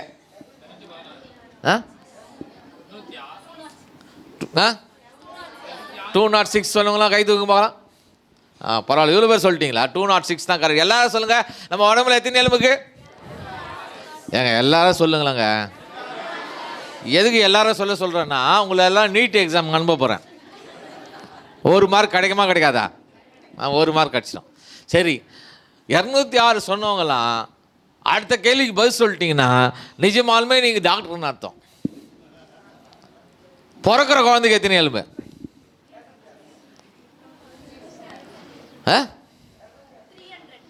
300 தான் கரெக்டு. கைது நிஜமான டாக்டர் தான்மா நீ. 300 எலும்பு. எத்தனை எலும்பு? 300 எலும்பு இருக்கும். நிறைய இதுவும் சந்தேகமாக இருந்தால் நெட்டில் போட்டு பாருங்கள். பார்ன் பேபியோட போன்ஸ் எவ்வளோ, ஹியூமன் பெயின்ஸோட போன்ஸ் எவ்வளோன்னு. 300 எலும்பு இருக்கும். அந்த பக்கம் குருத்து மாதிரி, இந்த மூக்குகளில் தண்ணி போகாத அளவுக்கு குருத்து மாதிரி எலும்பு. சுவாசம்லாம் தொப்புள் குழி வழியாக போகும். அந்த பக்கம் இந்த பக்கம் இந்த பக்கம் அந்த பக்கம் எல்லா இடத்துலையும் எலும்பு இருக்கும், குருத்து மாதிரி இருக்கும். அப்போ தான் ஒரு குழந்தை ஈஸியாக பால் மாதிரி வயிற்றில் சுற்ற முடியும். அப்போ தான் ஈஸியாக டெலிவரி ஆகும். கழுத்துப்பிடி சொல்கிறீங்களா இல்லையா? அதுபோல தான் 300 எலும்பு, 270லேருந்து 300 எலும்பு இருக்கும். எல்லா எலும்பும் குறைஞ்சி 206 வந்து நிற்கும். ஆண்டவர் சொல்றாரு, ஒன்று எலும்புகள் உருவாகும் கர்த்தருடைய கண்கள் கண்டது. வாசிங்க அடுத்தது. இங்க இருக்கிற ஒவ்வொரு பிள்ளைகளுடைய கருவையும், பிரசாந்தோட கருவையும், என்னுடைய கருவையும், பாஸ்டர் கருவையும் கர்த்தருடைய கண்கள் கண்டது. வாசிங்க. உங்கள் அவைகள் ஒன்றாக இல்லாத போது அவைகள் அனைத்தும், அவைகள் ஒரு நாட்களும் ஆண்டோட புஸ்தகத்தில் ஏற்றார். நல்ல கவனிங்க. பிரசாந்தோட கண்ணு உருவாகல, கால் உருவாகல, கை உருவாகல, ஹார்ட்டே உருவாகல. ஆண்டவர் புஸ்தகத்தில் ஏற்றாரா? என்ன ஏற்றாரா? இந்த பிரசாந்த் வந்து இந்த சேப்பாக்கத்தில் இருக்கிற எக்கோஸ் ஆஃப் கால் சபையில் வந்து என்னை ஆராதிக்க போறான், என் நாமத்தை உயர்த்த போறான், துதித்து பாட போறான். ஹல்லேலூயா. அதுதான் ஆண்டவர் சொன்னார், நான் உன் தாயின் கருவில் உருவாகும் முன்னு என்ன பண்ண உன்னை தெரிந்து கொண்டேன். அதுக்கு மேலே போய் சொல்கிறாரு, நான் உங்களை உலக தோற்றத்துக்கு முன்பாகவே தெரிந்து கொண்டேன். ஹல்லேலூயா. எனக்கு அன்பான கர்த்தருடைய பிள்ளைகளே, எந்த ஹாஸ்பிட்டலில் பிறந்தீங்க? வீட்லையா? எந்த கோஷ்டா ஹாஸ்பிட்டலையா? யார் சொன்னா கோஷ்டா ஹாஸ்பிட்டல்? சரி, எந்த ஊர்? ஆந்திராலா? ஆந்திராவிலே யார் பிறந்தா? பிரசாந்த். அனாதியிலே அவரோட இருந்த. ஹல்லேலூயா. அதான் ஒரு மனுஷன் மரிக்கும் போது மண்ணிலேருந்து எடுத்த சரீரம் எங்கே போவோம்? ஆத்துமா எங்கே போவோம்? நியாயத்தீர்ப்பு போவோம். ஆவியோ தன்னை தந்த தேவனத்தில் அனாதிக்கு திரும்பவும். பிரசங்கி கடைசியாக வீட்டுக்கு போய் வாசித்து பாருங்க. ஆவி தன்னை தந்த தேவனத்தில் திரும்பவும் ஆவி அனாதிக்கு திரும்பும். எனக்கு அன்பான கர்த்தருடைய பிள்ளைகளே, உலக தோற்றத்துக்கு முன்பாகவே நான் உங்களை தெரிந்து கொண்டேன் ஆண்டவர். ஹல்லேலூயா. கணக்காக கோடான கோடி தேவதூதர்கள் ஆண்டவர் உண்டு பண்ணார். 3 வகையாக பிரிக்க: லூசிஃபர், மீகாவேல், கேப்ரியல். கேப்ரியலுக்கு என்ன வேலை? நியூஸ் ஸ்ப்ரெட் பண்ணணும். மீகாவேலுக்கு என்ன வேலை? சங்கார தூதர்கள், யுத்த தூதர்கள். லூசிஃபருக்கு என்ன வேலை? சிங்காசனத்தில் வெளிச்சமாய் அமர்ந்து கொண்டு இருக்கிற ஆண்டவரை, பிரகாசமாய் அமர்ந்து கொண்டிருக்கிற ஆண்டவரை ஓயாமல் துதித்து கொண்டு இருக்கணும். சேனல் கர்த்தர் பரிசுத்தர், சேனல் கர்த்தர் பரிசுத்தர், சேனல் கர்த்தர் பரிசுத்தர் என்று ஓயாமல் துதித்து கொண்டிருக்கிற வேலை தான் லூசிஃபரோட சேர்ந்து தேவதூதர் வேலை. ஆனால் லூசிஃபருக்குள்ள பெருமை வந்ததுனால ஆண்டவர் லூசிஃபரை கீழே தள்ளி விட்டாரு. அவரோடு துதித்து கொண்டிருந்த அத்தனை தேவதூதர்கள் கீழே தள்ளப்பட்டாங்க. That place was vacant. அந்த இடம் காலியாக மாறிச்சு. That's why God created Prashanth. ஆகியால் தான் ஆண்டவர் உங்களை என்னையும் படைச்சாரு. இந்த ஜனத்தை எனக்கென்று ஏற்படுத்தினேன். துதியை ஹல்லேலூயா. துதிக்கும்படியாய், அவரை ஆராதிக்கும்படியாய், அவர் நாமத்தை உயர்த்தும்படியாய், அவரை புகழ்ந்து பாடும்படியாய் தெரிந்து கொள்ளப்பட்ட ராஜரீக ஆசாரிய கூட்ட நாமதாய. ஹல்லேலூயா. உன் பெற்றோர்களுக்கு கிடைக்காத அந்த, உங்கள் பெற்றோர்களுக்கு உங்கள் முன்னோர்களுக்கு கிடைக்காத ஸ்லாக்கியத்தையும் பாக்கியத்தை ஆண்டவர்கள் கொடுத்திருக்கிறார். ஹல்லேலூயா. அப்போ உலக தோற்றத்துக்கு முன்பாகவே நான் பண்ண பண்ணுங்களேன் தெரிந்து கொண்டேன். அப்போ உலக தோற்றத்துக்கு முன்னாடி பிரசாந்த் இருக்கிறாரா இல்லையா? சத்தமா சொல்லுங்க. நீங்க இருக்கிறீங்களா இல்லையா? நான் இருக்கிறேனா இல்லையா? பாஸ்டரையா இருக்கிறாரா இல்லையா? அப்போ பிரசாந்தோட அனாதியே இப்படி இருக்கணும்னா நம்முடைய ஆண்டுடைய அனாதி எப்படி இருக்க பாருங்க. ஹல்லேலூயா. மரித்தேன் ஆனாலும் சதா காலங்களிலும் அனாதியிலும் உயிரோடு இருந்தேன், இப்பவும் உயிரோடு இருக்கிறேன், இனிமேல நான் உயிரோடு இருப்பேன். ஹல்லேலூயா. இருந்தவரும் எங்க இருந்தவர்? அனாதியில இருந்தவர், இப்ப நம்மத்தில் இருக்கிறவர், வரப்போகிற கர்த்தர் அவர்தா. ஹல்லேலூயா. I am that I am. நான் இருக்கிறேன். அனாதியில எப்படி இருந்தனோ அதே போலதான் இப்பவும் இருக்கிறேன், இனிமேல் இருப்பேன். அவர் நேற்று மீண்டும் என்றும், அவர் நேற்று எப்படி மாறாதரா அனாதியில் இருந்தாரோ அதே போல தான் இப்போ நம்மத்தில் மாறாதரா இருக்காரு. அவர் இனிமேல மாற மாட்டார். ஹல்லேலூயா. லட்சக்கணக்கான கோடிக்கணக்கான ஜனங்க நரகத்தில் ஐயோ ஐயோ கதறி கொண்டு இருக்கு. லட்சக்கணக்கான கோடிக்கணக்கான ஜனங்க நரகத்துக்கு நேராக ஓடிக்கொண்டு இருக்கு. லட்சக்கணக்கான கோடிக்கணக்கான ஜனங்க பிறந்து நரகத்துக்கு நேராக ஓட, இந்த லட்சக்கணக்கான கொசு மாதிரி இருக்க ஜனங்கள் மத்தியில் ஆண்டவர் உங்களை என்னை தெரிந்து கொண்டாரு. பிரசாந்த் பிரதரை தெரிந்து கொண்டாரு. பாக்கியம் பெற்ற ஜனம் பாருங்க. துதிக்கிற வீரன் ஒரு நாள் உலகத்தை பார்க்க மாட்டான். துதிக்கிற வீரன் ஒரு நாள் பாவம் செய்ய மாட்டான். துதிக்கிற வீரன் ஒரு நாள் முன்னாடி வச்சு காலை பின்னாடி வைக்க மாட்டான். ஹல்லேலூயா. துதிக்கிற வீரன் ஒரு நாள் பிரச்சனையை பார்க்க மாட்டான். துதிக்கிற வீரன் ஒரு நாளும் தன் காரியத்தை பார்க்க மாட்டான். துதிக்கிற வீரன் என்னாலும் ஆண்டவரை மாத்திரம் தான் பார்ப்பான். தனக்கு வைத்திருக்கிற லக்கை நோக்கி ஓடுவான். என்காலமான கர்த்தருடைய பிள்ளைகளே, ஆண்டவர் பார்க்கிறாரு தாவீதை. இவன் என்ன, நன்மை வந்தாலும் ஸ்தோத்திரம் பண்றான், தீமை வந்தாலும் ஸ்தோத்திரம் பண்றான், ஆடு குட்டி போட்டாலும் ஸ்தோத்திரம் பண்றான், ஆடு செத்து போனாலும் ஸ்தோத்திரம் பண்றான், சிங்கம் வந்தாலும் ஸ்தோத்திரம் பண்றான், கரடி வந்தாலும் ஸ்தோத்திரம் பண்றான், மரண இருளின் பள்ளத்தாக்கில் நடந்தாலும் ஸ்தோத்திரம் ஸ்தோத்திரம் பண்றான். இவனை ராஜாவா அபிஷேகம் பண்ணா தேசத்துல பஞ்சம் வந்தாலும் ஸ்தோத்திரம் பண்ணுவான், தேசத்துல செழிப்பு வந்தாலும் ஸ்தோத்திரம் பண்ணுவான், போர்ல வெற்றி வந்தாலும் ஸ்தோத்திரம் பண்ணுவான், போர்ல தோல்வி வந்தாலும் ஸ்தோத்திரம் பண்ணுவான், லாபம் வந்தாலும் ஸ்தோத்திரம் பண்ணுவான், நஷ்டம் வந்தாலும் ஸ்தோத்திரம் பண்ணுவான். ஒரு நாள் சவுலை போல குறி கேட்க போக மாட்டான், அஞ்சனம் பார்க்க போக மாட்டான். ஈசா என் குமாரனாகிய தாவீதை என் இருதயத்துக்கு கேட்டவனா கண்டேன், இவன் தான், இவனை ராஜாவா அபிஷேகம் பண்ணு. ஹல்லேலூயா. அப்போ துதிக்கிற பிள்ளைகளை பார்த்தாண்ட சொல்லுவாரு, இருதயத்தை கேட்டவன் இருதயத்தை கேட்டவன். ஹல்லேலூயா. முதலாவது ஆபிரகாம் என்ன பண்ணாரு? பலிபீடங்களை கட்டினார். ரெண்டாவதாக ஈசாக்கு துறவுகளை தோண்டினார். ஆதியாகமத்தின் புஸ்தகம் 26ஆம் அதிகாரம் 18வது வசனம். ஆதியாகமம் 26:18 வாசிங்க. ஆதியாகமத்தின் புஸ்தகம். தன் தகப்பனாகிய ஆபிரகாமின் நாட்களில் வெட்டினவைகளும் ஆபிரகாம் மரித்த பின்பு தூர்த்து போட்டுமான துறவுகளை மறுபடியும் தோன்றி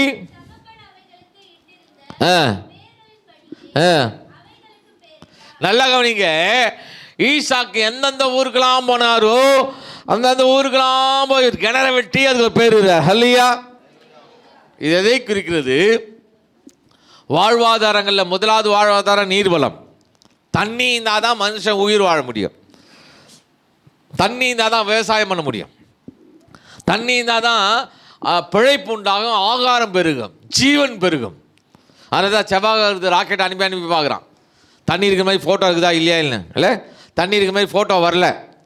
செவ்வாய் தண்ணி இருக்கிற மாதிரி ஃபோட்டோ வந்துச்சுன்னா செவ்வாய் ஃப்ளாட் ரெடி. ஒரு ஸ்கொயர் ஃபீட் 5 லட்சம் சொல்லுவானா சொல்ல மாட்டானுங்களா? இந்த நீர் எதுக்கு ஒப்பனையாக சொல்லப்பட்டிருக்கு? நீங்கள் நானும் ஆராதிக்கிற பரிசுத்த ஆவியானவர் ஒப்பனையாக சொல்லப்பட்டிருக்கு. ஹல்லேலூயா. நீங்கள் நானும் ஆராதிக்கிற பரிசுத்த ஆவியானவர் அவர் ஜீவ தண்ணீர். எல்லாம் அல்லையிலே சொல்லுபாலாம். நம்ம ஆண்டவர் யாரு? ஜீவ தண்ணீர். அவர் வற்றாத நீரூற்று, அவர் ஜீவ நீரூற்று.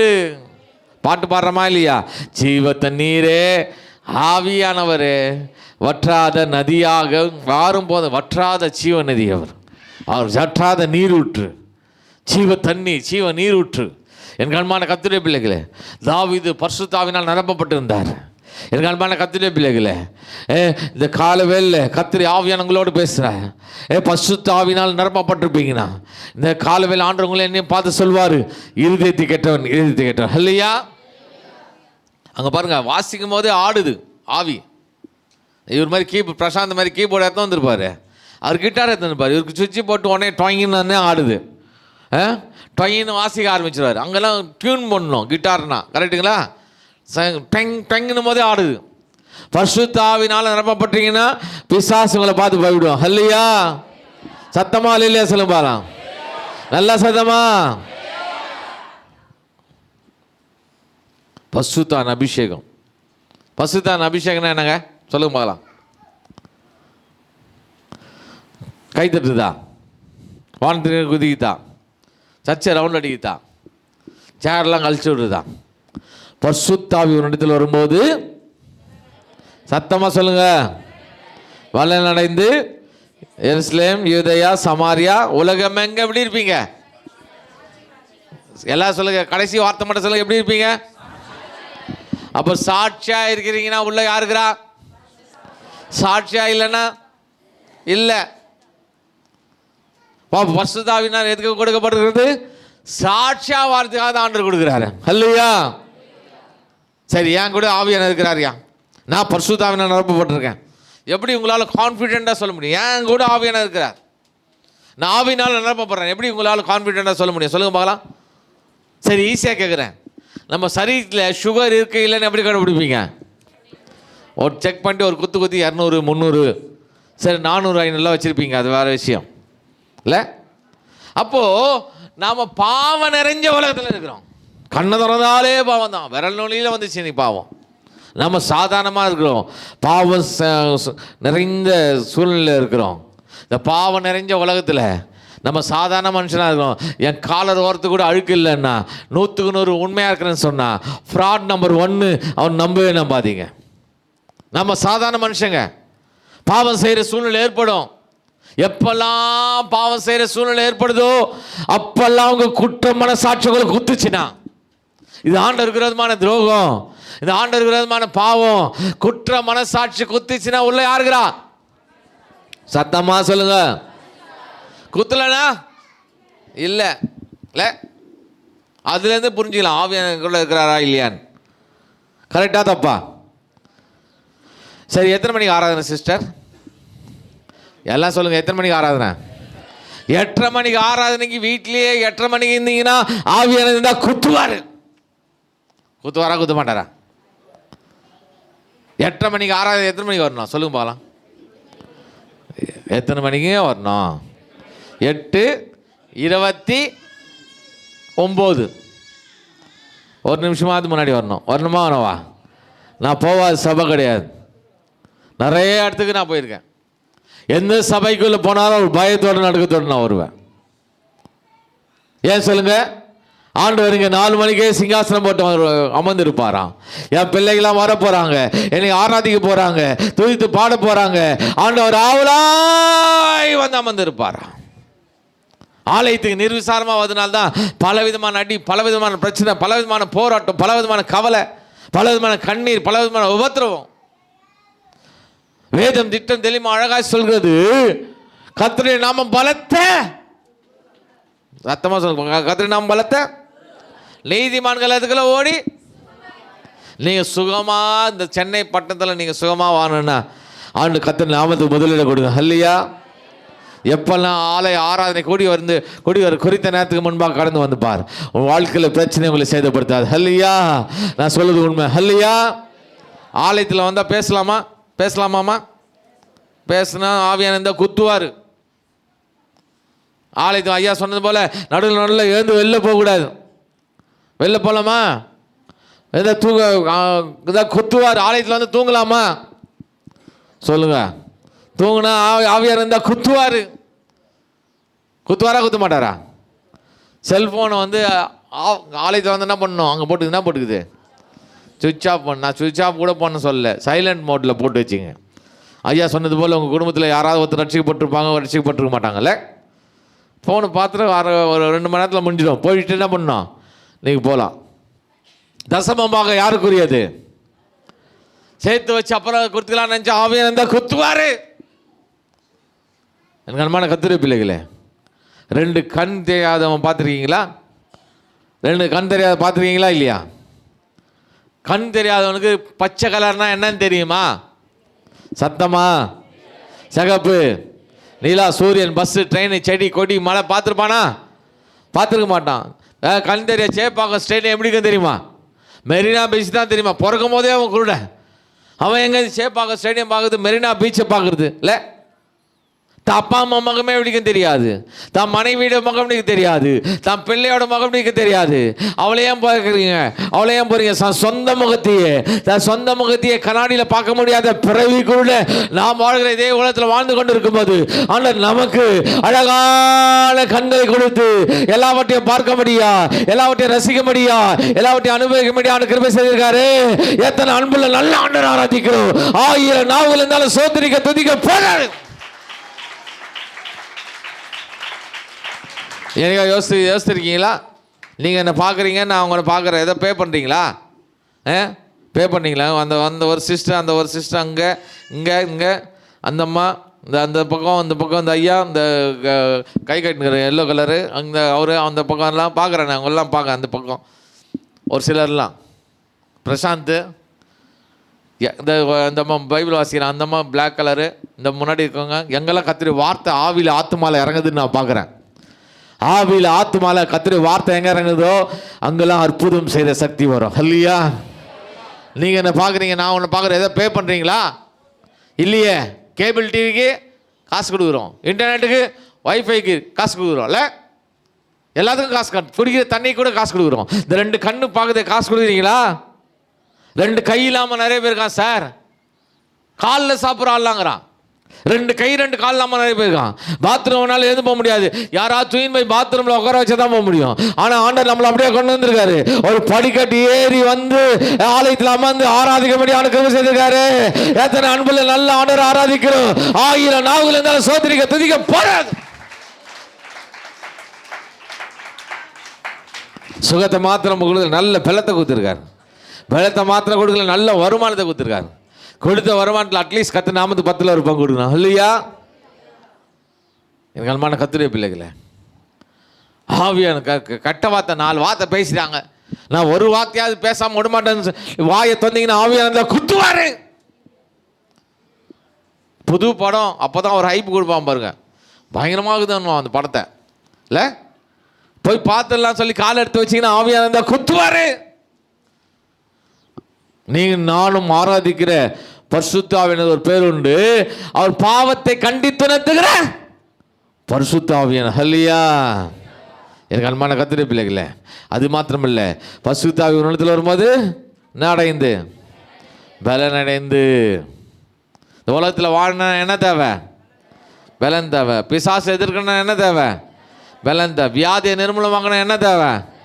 பலன் தேவை. இல்லை கட்டுகளை முறிக்கணும்னா என்ன தேவை? பலன் தேவை. சரி, உங்கள் பலன் விசுவாசம் எப்படி இருக்குதுன்னு கண்டுபிடிச்சலாமா?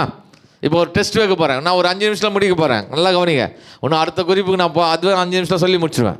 நல்லா கவனிங்க. இல்லை உங்களுக்கு கேள்வி கேட்பேன். ஆனால் நல்ல சத்தமாக போய் சொல்லணும். சொல்கிறீங்களா? ஈஸியான கேள்வி தான் இல்லை? உங்கள் விசுவாசம் எப்படி இருக்குதுன்னு டெஸ்ட் பண்ணிடலாம். நல்லா சத்தமாக சொல்லணும். பின்னாடி இருக்கிறவங்க ஹிந்தியில் சொன்னாலும் பரவாயில்ல, எனக்கு புரியும். நல்லா சத்தமாக சொல்கிறீங்களா?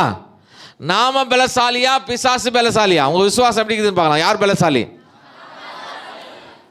பரவாயில்ல, 100 மார்க்குங்க. 100 மார்க் கொடுத்துட்டேன் உங்களுக்கு. 200 மார்க் கேள்வி. இந்த 200 மார்க் கேள்விக்கு நீங்கள் பதில் சொல்லிட்டீங்கன்னா நீங்கள் பெரிய லெவல் விசுவாசத்தில் இருக்கீங்க. உங்களை யாரையாலையும் அசைக்க முடியாதுன்னு அர்த்தம். உங்கள் வேறு லெவலில் இருக்குது உங்கள் விசுவாசம்னு அர்த்தம். ஓகேவா? யாரை சொன்னதில் சொல்லிட்டீங்கன்னா நீங்கள் ஜெயிச்சிட்டீங்கன்னு அர்த்தம். நாம பலசாலியா ஆக்சிடென்ட் பலசாலியா? பரவாயில்லங்க. உங்கள் கொஞ்சம் பேருக்காக அந்த 200 மார்க் கேள்வி 200 மார்க் கொடுங்க. 300 மார்க் கேள்வி.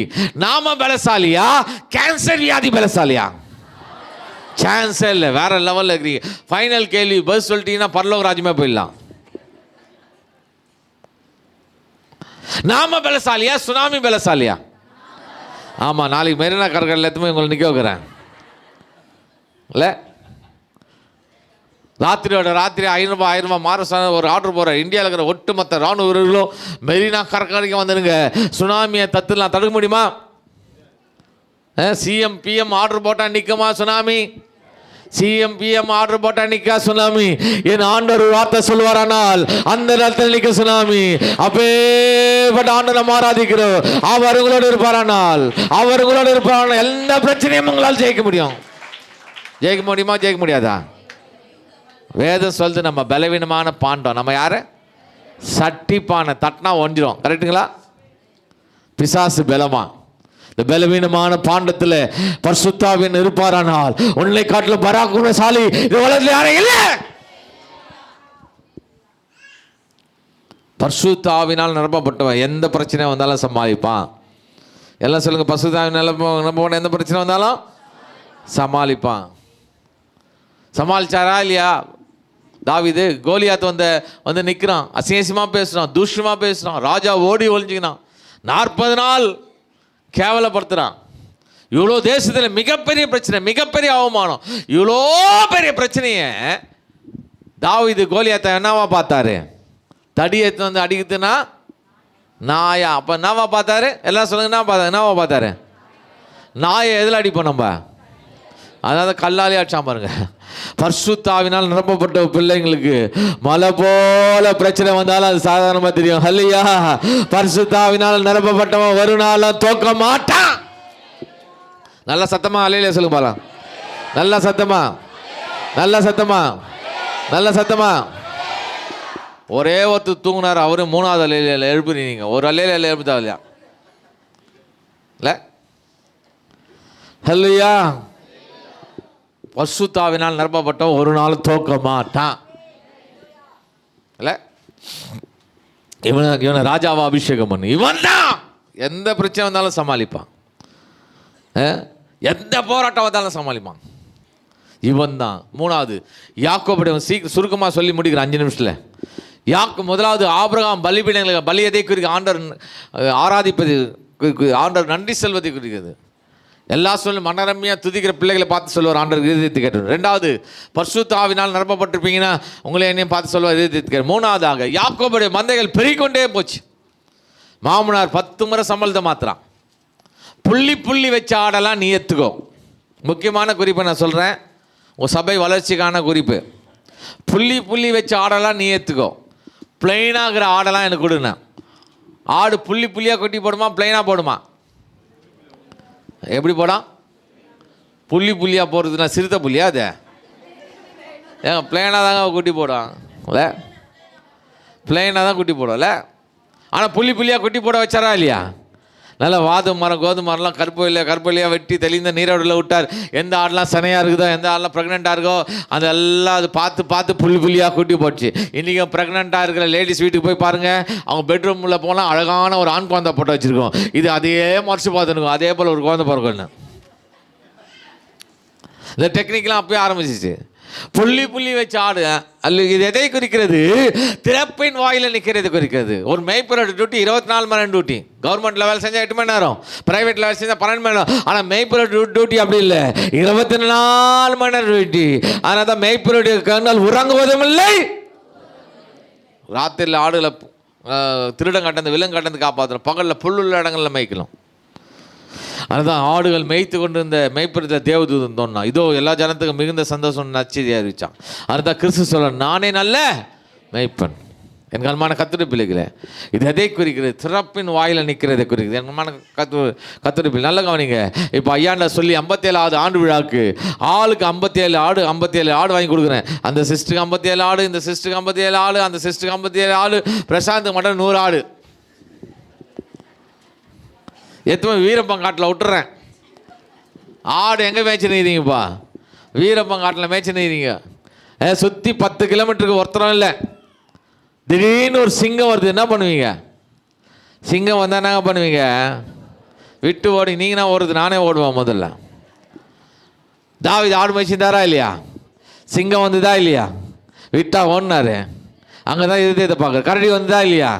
விட்டா ஒன்று அங்கே தான் இருதயத்தை பார்க்குற. சாதாரண அழிஞ்சு போகிற ஆட்டுக்காக ஜீவனை பணைய வைக்கிறான்னா, ஏன் லட்சக்கணக்கான ஜனங்களுக்காக ஜீவனை பணைய வைக்க மாட்டான்? பணைய வச்சாரா இல்லையா? எனக்கு அன்பான கத்திரிப்பிள்ளைகளே, அழிந்து போகிற ஆத்துமாக்களுக்காக திறப்பின் வாயில் நிற்கிற பிள்ளைகளாக இருப்பீங்கன்னா, இந்த கால வேளையில் கத்திரி வார்த்தை உங்களுக்கு நேராக கடந்து வருகிறது. இருதயத்தை கேட்டவன் இருதயத்தை கேட்டவன் இல்லையா? எத்தனை பேருக்கு ஆசை இந்த சபை அடுத்த வருஷம் 1000 பேர் கொண்ட சபையாக மாறும்? சொல்ல மாட்டோம். அலையிலே சொல்லுங்க பாலாம், நல்லா சத்தமாக சொல்லுங்களேங்க. இதுதானாங்க ஒரு சத்தம். இந்த சபை வளரும் சொல்ல மாட்டோம். அலையிலே சொல்லுங்க பாலாம். இந்த சபை வளரும், இந்த சபை வளரும், இந்த சபை வளரும், இந்த சபை வளரும். ஆத்துமகள் நிரம்பணும். எத்தனை ஆத்மா? 1000 ஆத்மான்றது புள்ளி புள்ளி வச்ச ஆடு தான். கரெக்டுங்களா? புள்ளி புள்ளி வச்ச ஆடு. 1000 ஆத்மா, 100 ஆத்மானா கூட நான் இப்படியா கொண்டு வந்துடுவோம்ல. 1000 ஆத்மா எங்கே இருக்கிறாங்கன்னு நான் இப்போ சொல்ல கேளுங்க. யாரெல்லாம் ஃபோன் யூஸ் பண்ணி கை தூக்குங்க பார்க்கலாம். ஃபோன் யூஸ் பண்ணுறவங்களா இவ்வளோ பேர் இல்லை? நல்லா நல்லா கை தூக்குங்க. 1 2 3 4 5 6 7 8 9 10 11 12 13 14 15 20 50 பேர் மேலே வச்சு யூஸ் பண்ணுறீங்க. என் 100 கான்டாக்ட் கூட இல்லை பாஸ்டர் யாரா இருக்கீங்களா? 100 கான்டாக்ட் கூட இல்லைன்னா நிஜமாலுமே ஹிந்திக்காரங்க அர்த்தம். நீங்கள் உங்களை யாரும் மதிக்கலைன்னு அர்த்தம். சரி, 50 × 100 எவ்வளோ? 50 × 100 எவ்வளோங்க? 5000 பேர். 500ஆ? எந்த ஸ்கூலில் அம்மா படித்தேனே? 5000 பேர் பாக்கெட்டில் வச்சுருக்கீங்க. நான் சொல்ல இந்த எக்கோஸ் ஆஃப் கால் இந்த பாக்கெட்டில் இருக்கிற 5000 பேர் மொத்தம் ஃபோக்கஸ் பண்ணால் போதும், இந்த சபை 1000 பேர் கொண்ட சபையாக மாறும்.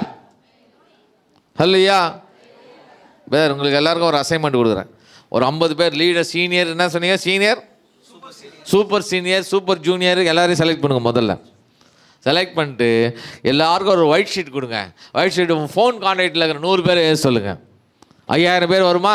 வராதா? ரட்சிக்கப்படாத ஃப்ரெண்டு பேர் சொல்லுப்பா. கார்த்திக் நீங்கள் சொல்லுங்கள். ஒரு ரட்சிக்கப்படாத ஏதாவது ஒரு ஃப்ரெண்டு பேர் சொல்லுங்கள். பிரகாஷ் நீ சொல்லுமா ரட்சிக்கப்படாத ஃப்ரெண்டு பேர். கவிதா நீ சொல்லு. ஏதோ ஒன்று சொல்கிறேன், காதில் வால்யூம் வைக்க மாட்டேன். சரி, கவிதாவை சந்திப்பீராக, கவிதாவை ரட்சிப்பீராக. நீ என்ன சொன்ன? கார்த்திகை சந்திப்பீராக, கார்த்திகை ரட்சிப்பீராக. எவ்வளோ செகண்ட் ஆச்சு? 2 செகண்ட் தான் இல்லை, கரெக்டாக? 5000 பேர் சொல்கிறதுக்கு 1 மணி நேரம் கூட ஆகாது. 5000 பேர் சொல்லி ஜெபம் பண்ணுங்க. ரெண்டாவது, இது 5000 பேர் உங்கள் கையில் இருக்கும். அதில் யாரெல்லாம் உங்கள் வார்த்தைக்கு கட்டுப்படுறாங்கன்னு பாருங்கள், யாரெல்லாம் அவங்க வார்த்தைக்கு கீழ்ப்படுறாங்கன்னு பாருங்கள். அவங்க பேர்லாம் ஏறுங்க. கவிதாவை அவங்களுக்காக 2 நிமிஷம் பிரேயராக மாற்றுங்க. ஒன்று, கவிதாவை சந்திப்பீராக, கவிதாவை ரட்சிப்பீராக, கவிதாவை மனந்திரும்ப செய்வீராக, ஆலயத்துக்கு நேராக கொண்டு வருவீராக, மனந்திரும்ப செய்வீராக, ஞானசாந்தத்துக்குள்ளே நடந்து போராடுங்க கவிதாக்காக. 3வது ஆப்ரேஷன். யாருக்கிட்டே போய் இயேசுநாதரை பற்றி சொல்ல வேணாம், கவிதாண்ட போய் இயேசுநாதரை பற்றி சொல்ல வேணாம், பைபிளை பற்றி சொல்ல வேணாம். ஒன்று சொல்லுங்கள், கவிதா சர்ச்சுக்கு வருவாங்க. என்ன சொல்லணும்னு கேட்குறீங்களா? கவிதாண்ட போய் சொல்லுங்கள், இந்த எக்கோஸ் ஆஃப் சேப்பாக்கத்தில் இருக்கிற எக்கோஸ் ஆஃப் சர்ச்சுக்கு தொடர்ந்து 5 வாரம் வந்தால் ஒரு கிஃப்ட் தராங்கன்னு பரப்பி விடுங்க.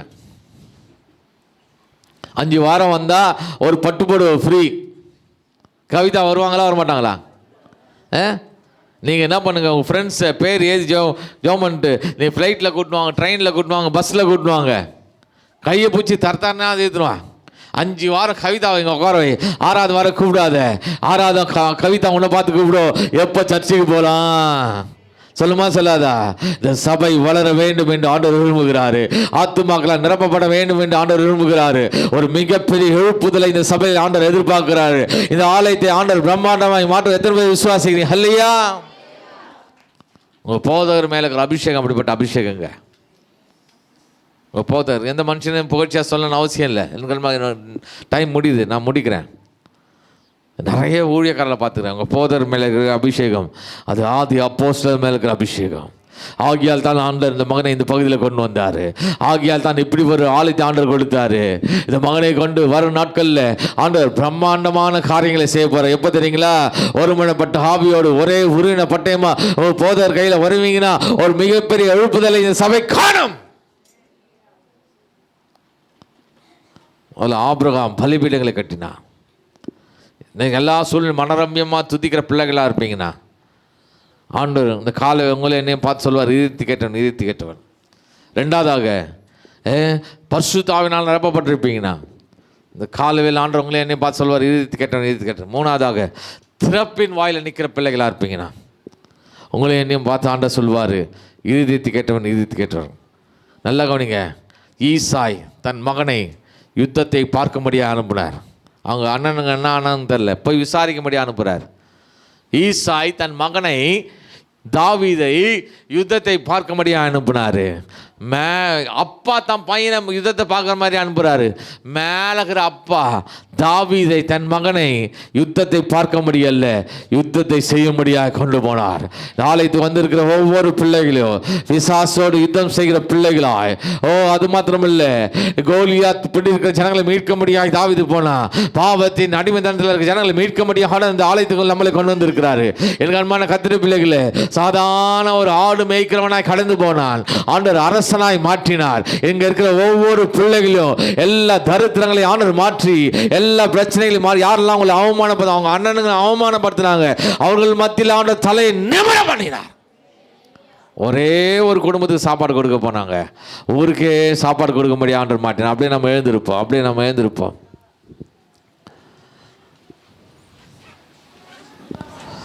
நன்றி. ஈசாயின் குமாரனாகிய தாவீதை என் இருதயத்தை கேட்டவனாய் கண்டேன், என் சித்தமானவைகள் அவன் செய்வான். எனக்கு அன்பான கத்திர பிள்ளைகளே, தாவீது எல்லா சூழ்நிலை மனரம்யமாக துதிக்கிற ஒரு மகனாக இருந்தார். அது மாத்திரம் இல்லை, தாவீது பரிசுத்தாவினால் நிரப்பப்பட்டிருந்தார். தாவீது இது அழிந்து போகிற ஆட்டுகளுக்காக ஜீவனை பணைய வச்சான். அடிமைதனத்தில் இருக்கிற ஜனங்களை போய் மீட்க முடியாது கடந்து போனான். பிறப்பின் வாயில் நிற்கிற பிள்ளைகளாக இருப்பானா. இந்த கால வேலை ஆண்டவர் நம்ம வாழ்க்கை தரத்தை உயர்த்துவார். ஆண்டவர் எப்போ தெரியுமா மெல்ட் பண்ண முடியும்? அவரை நித்தமும் துதிக்கும் போது கதிரியான நாட்டுக்கு பிசாசு பிடித்து மனித விடுதலையாக்க முடியாது இயேசு கடந்து போனார். அந்த பிசாசோட ஜபத்தை ஆண்டவர் கேட்டார். ஏன் தெரியுமா? பன்னிகளுக்குள்ளே அனுப்பினான் பிசாசு. அந்த பன்னிகளுக்குள்ளே அனுப்பிவிட்டு அந்த பிசாசோட ஜபத்தை ஆண்டவர் கேட்டார். ஏன் சொல்லுங்க பார்க்கலாம்? அவன் துதிச்சான் ஆண்டவரை. உன்னதமான தேவனுடைய குமாரன் சாஸ்தாங்கம் விழுந்தான். உன்னதமான தேவனுடைய குமாரனே உமக்கு எனக்கு என்ன சொல்லி ஆண்டவர் துதிக்க ஆரம்பித்தான். ஆண்டவர் பிசாசோட ஜபத்தை கூட கேட்டார். இன்னைக்கு துதிக்க வந்திருக்கிற கர்த்தருடைய பிள்ளைகளாய் அங்கீகாரம் பெற்று நாமத்தை உயர்த்த வந்திருக்கிற உன்னுடைய ஜபத்தை ஆண்டவர் கேட்டிருக்கிறார். அநேகர் வாழ்க்கையில் காணப்படுகிற எல்லா தரித்திரங்கள் விலகுவதாக, எல்லா பிரச்சனைகள் விலகுவதாக, எல்லா போராட்டங்கள் விலகுவதாக, எல்லா கவலை கண்ணீர்கள் விலகுவதாக. யாரெல்லாம் உங்களை அவமானப்படுத்தினார்களோ, யாரெல்லாம் உங்களை தரைக்குறைவாக பேசினார்களோ, யாரெல்லாம் உங்களை அற்பமாக இணைத்தார்களோ, அவர்கள் மத்தியில் ஆண்டவர் தலையை நிமிரம் பண்ணுவாராக. தாவீது அண்ணனுங்களாம் பாருங்க, தாவீது அண்ணனுங்களாம் அவனை விரட்டுறாங்க. போடா போய் ஆடு போய் விரட்டுறாங்க. யார் உன்னை கோலியாத்துக்கு எதிராக நீ வந்து நிற்கிறது யார்? எம்மாத்திரம் போ.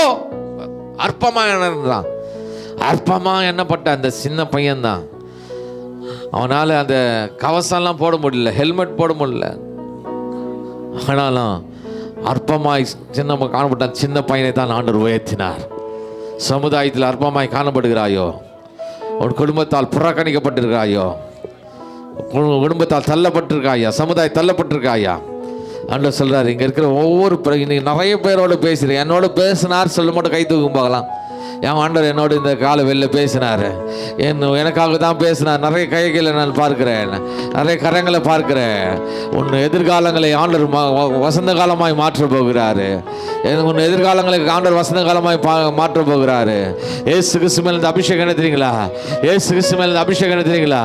குறைவுகளை நிறைவாய் மாற்றுகிற அபிஷேகம், தரித்திரவான்களை ஐஸ்வரவான்களாய் மாற்றுகிற அபிஷேகம், ஏழைகளை பணக்காரர்களாய் மாற்றுகிற அபிஷேகம். ஏசு கிறிஸ்து மேல் இந்த அபிஷேகம் என்ன தெரியுங்களா?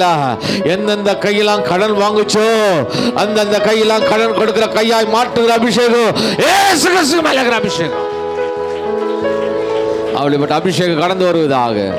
எல்லா கடன் சுமைகள் விலகுவதாக, தரித்திரங்கள் விலகுவதாக, கட்டுகள் முறிக்கப்படுவதாக, வியாதிகள் நிர்மூலமாக்கப்படுவதாக.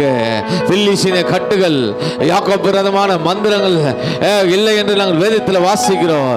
எல்லா மந்திர கிரியைகள் எல்லாம் முறிக்கப்படுவதாக இயேசுவின் நாமத்தினால. பிள்ளைகள் நல்ல, இந்த பிள்ளைகளுடைய காதுகள் நல்ல விஷயத்தை கேட்கட்டும். எல்லாம் சொல்லுங்க பார்க்கலாம். என் காது நல்ல விஷயத்தை மாத்திரம் தான் கேட்கும், என் கண்ணு நல்ல விஷயத்தை மாத்திரம் தான் பார்க்கும். நல்ல விஷயங்களை ஆண்டு செய்து முடிக்க, சுப காரியங்களை நடக்க கர்த்தர் கிருபை செய்வாராக. நல்ல நல்ல பொருட்களை வாங்க கர்த்தர் கிருபை செய்வாராக. வீடு வாசல்களை வாங்க கர்த்தர் கிருபை செய்வாராக. நகை நட்டுகளை வாங்க கர்த்தர் கிருபை செய்வாராக. வாகனங்களை வாங்க கர்த்தர் கிருபை செய்வாராக.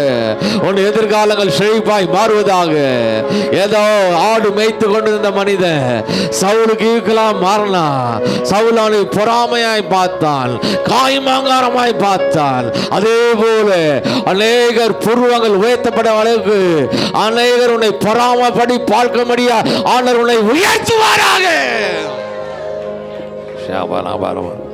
ஆலயம் பெரிதாய் மாறுவதாக. இந்த பகுதிக்கு உண்டான எழுப்புதலை, இந்த மாவட்டத்துக்கு உண்டான எழுப்புதலை அந்த சபையிலிருந்து ஏற்படுத்துவீராக. சபை நடத்துகிற போதகரை கரங்களை கொடுக்கிறேன். கொடுத்திருக்கிற அந்த பலத்துக்காய் சுகத்துக்காய் நன்றி தம்பனே. சொந்தம் ஒரு பரிசுத்தமானாய், ஒரு அப்போஸ்தலர் அபிஷேகம் பண்ணப்பட்ட தேவ மனுஷனை இந்த சபைக்காய் ஆண்டு கொடுத்திருக்கிறதே அதுக்காக நன்றி சோத்திரம். மகனை ஆசீர்வதிங்கப்பா. இத்தனை இழப்பின் மத்தியில் கூட வைராக்கியமாய் நம்முடைய ஊழியங்களை செய்கிற அந்த மகனோடு கர்த்தருக்கு பிரசன்னம் இருக்கட்டும். ஆசீர்வதிங்க, பலப்படுத்துங்க, பெரிய காரியங்கள் செய்யுங்க. இயேசு கிறிஸ்து தான் கேட்கிறேன் நல்ல பிதாவே, ஆமென்.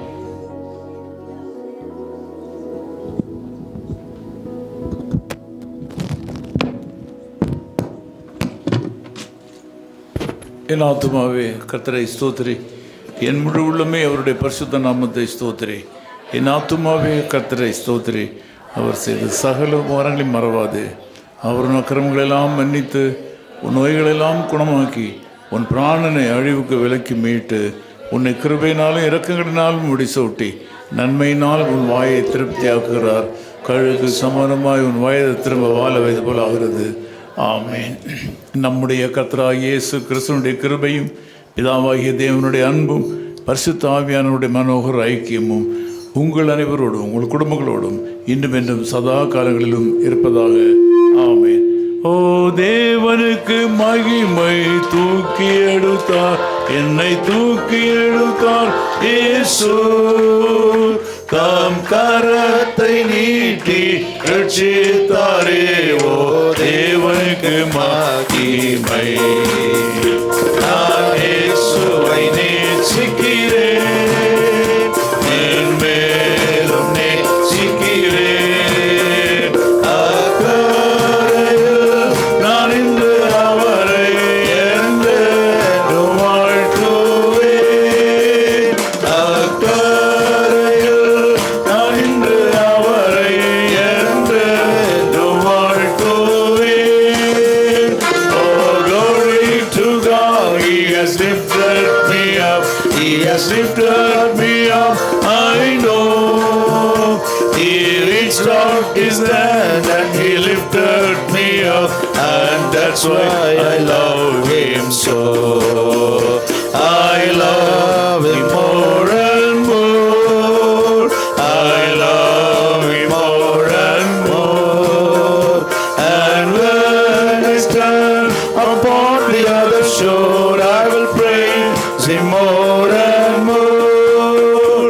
And when I stand upon the other shore, I will praise Him more and more. Hallelujah, hallelujah, hallelujah. ஆண்டவர் உங்களை ஆசீர்வதிப்பாராக. ஆமென். His Call Ministries, 10 Muhammad Abdullah 2nd Street, opposite International Cricket Stadium, Chepauk, Chennai 600005. Chennai 600005, India. Phone 9144-2852-8282. Mobile phone and WhatsApp 91-98412-71858. Email sam@echoofhiscall.org. Website www.echoofhiscall.org. God bless you.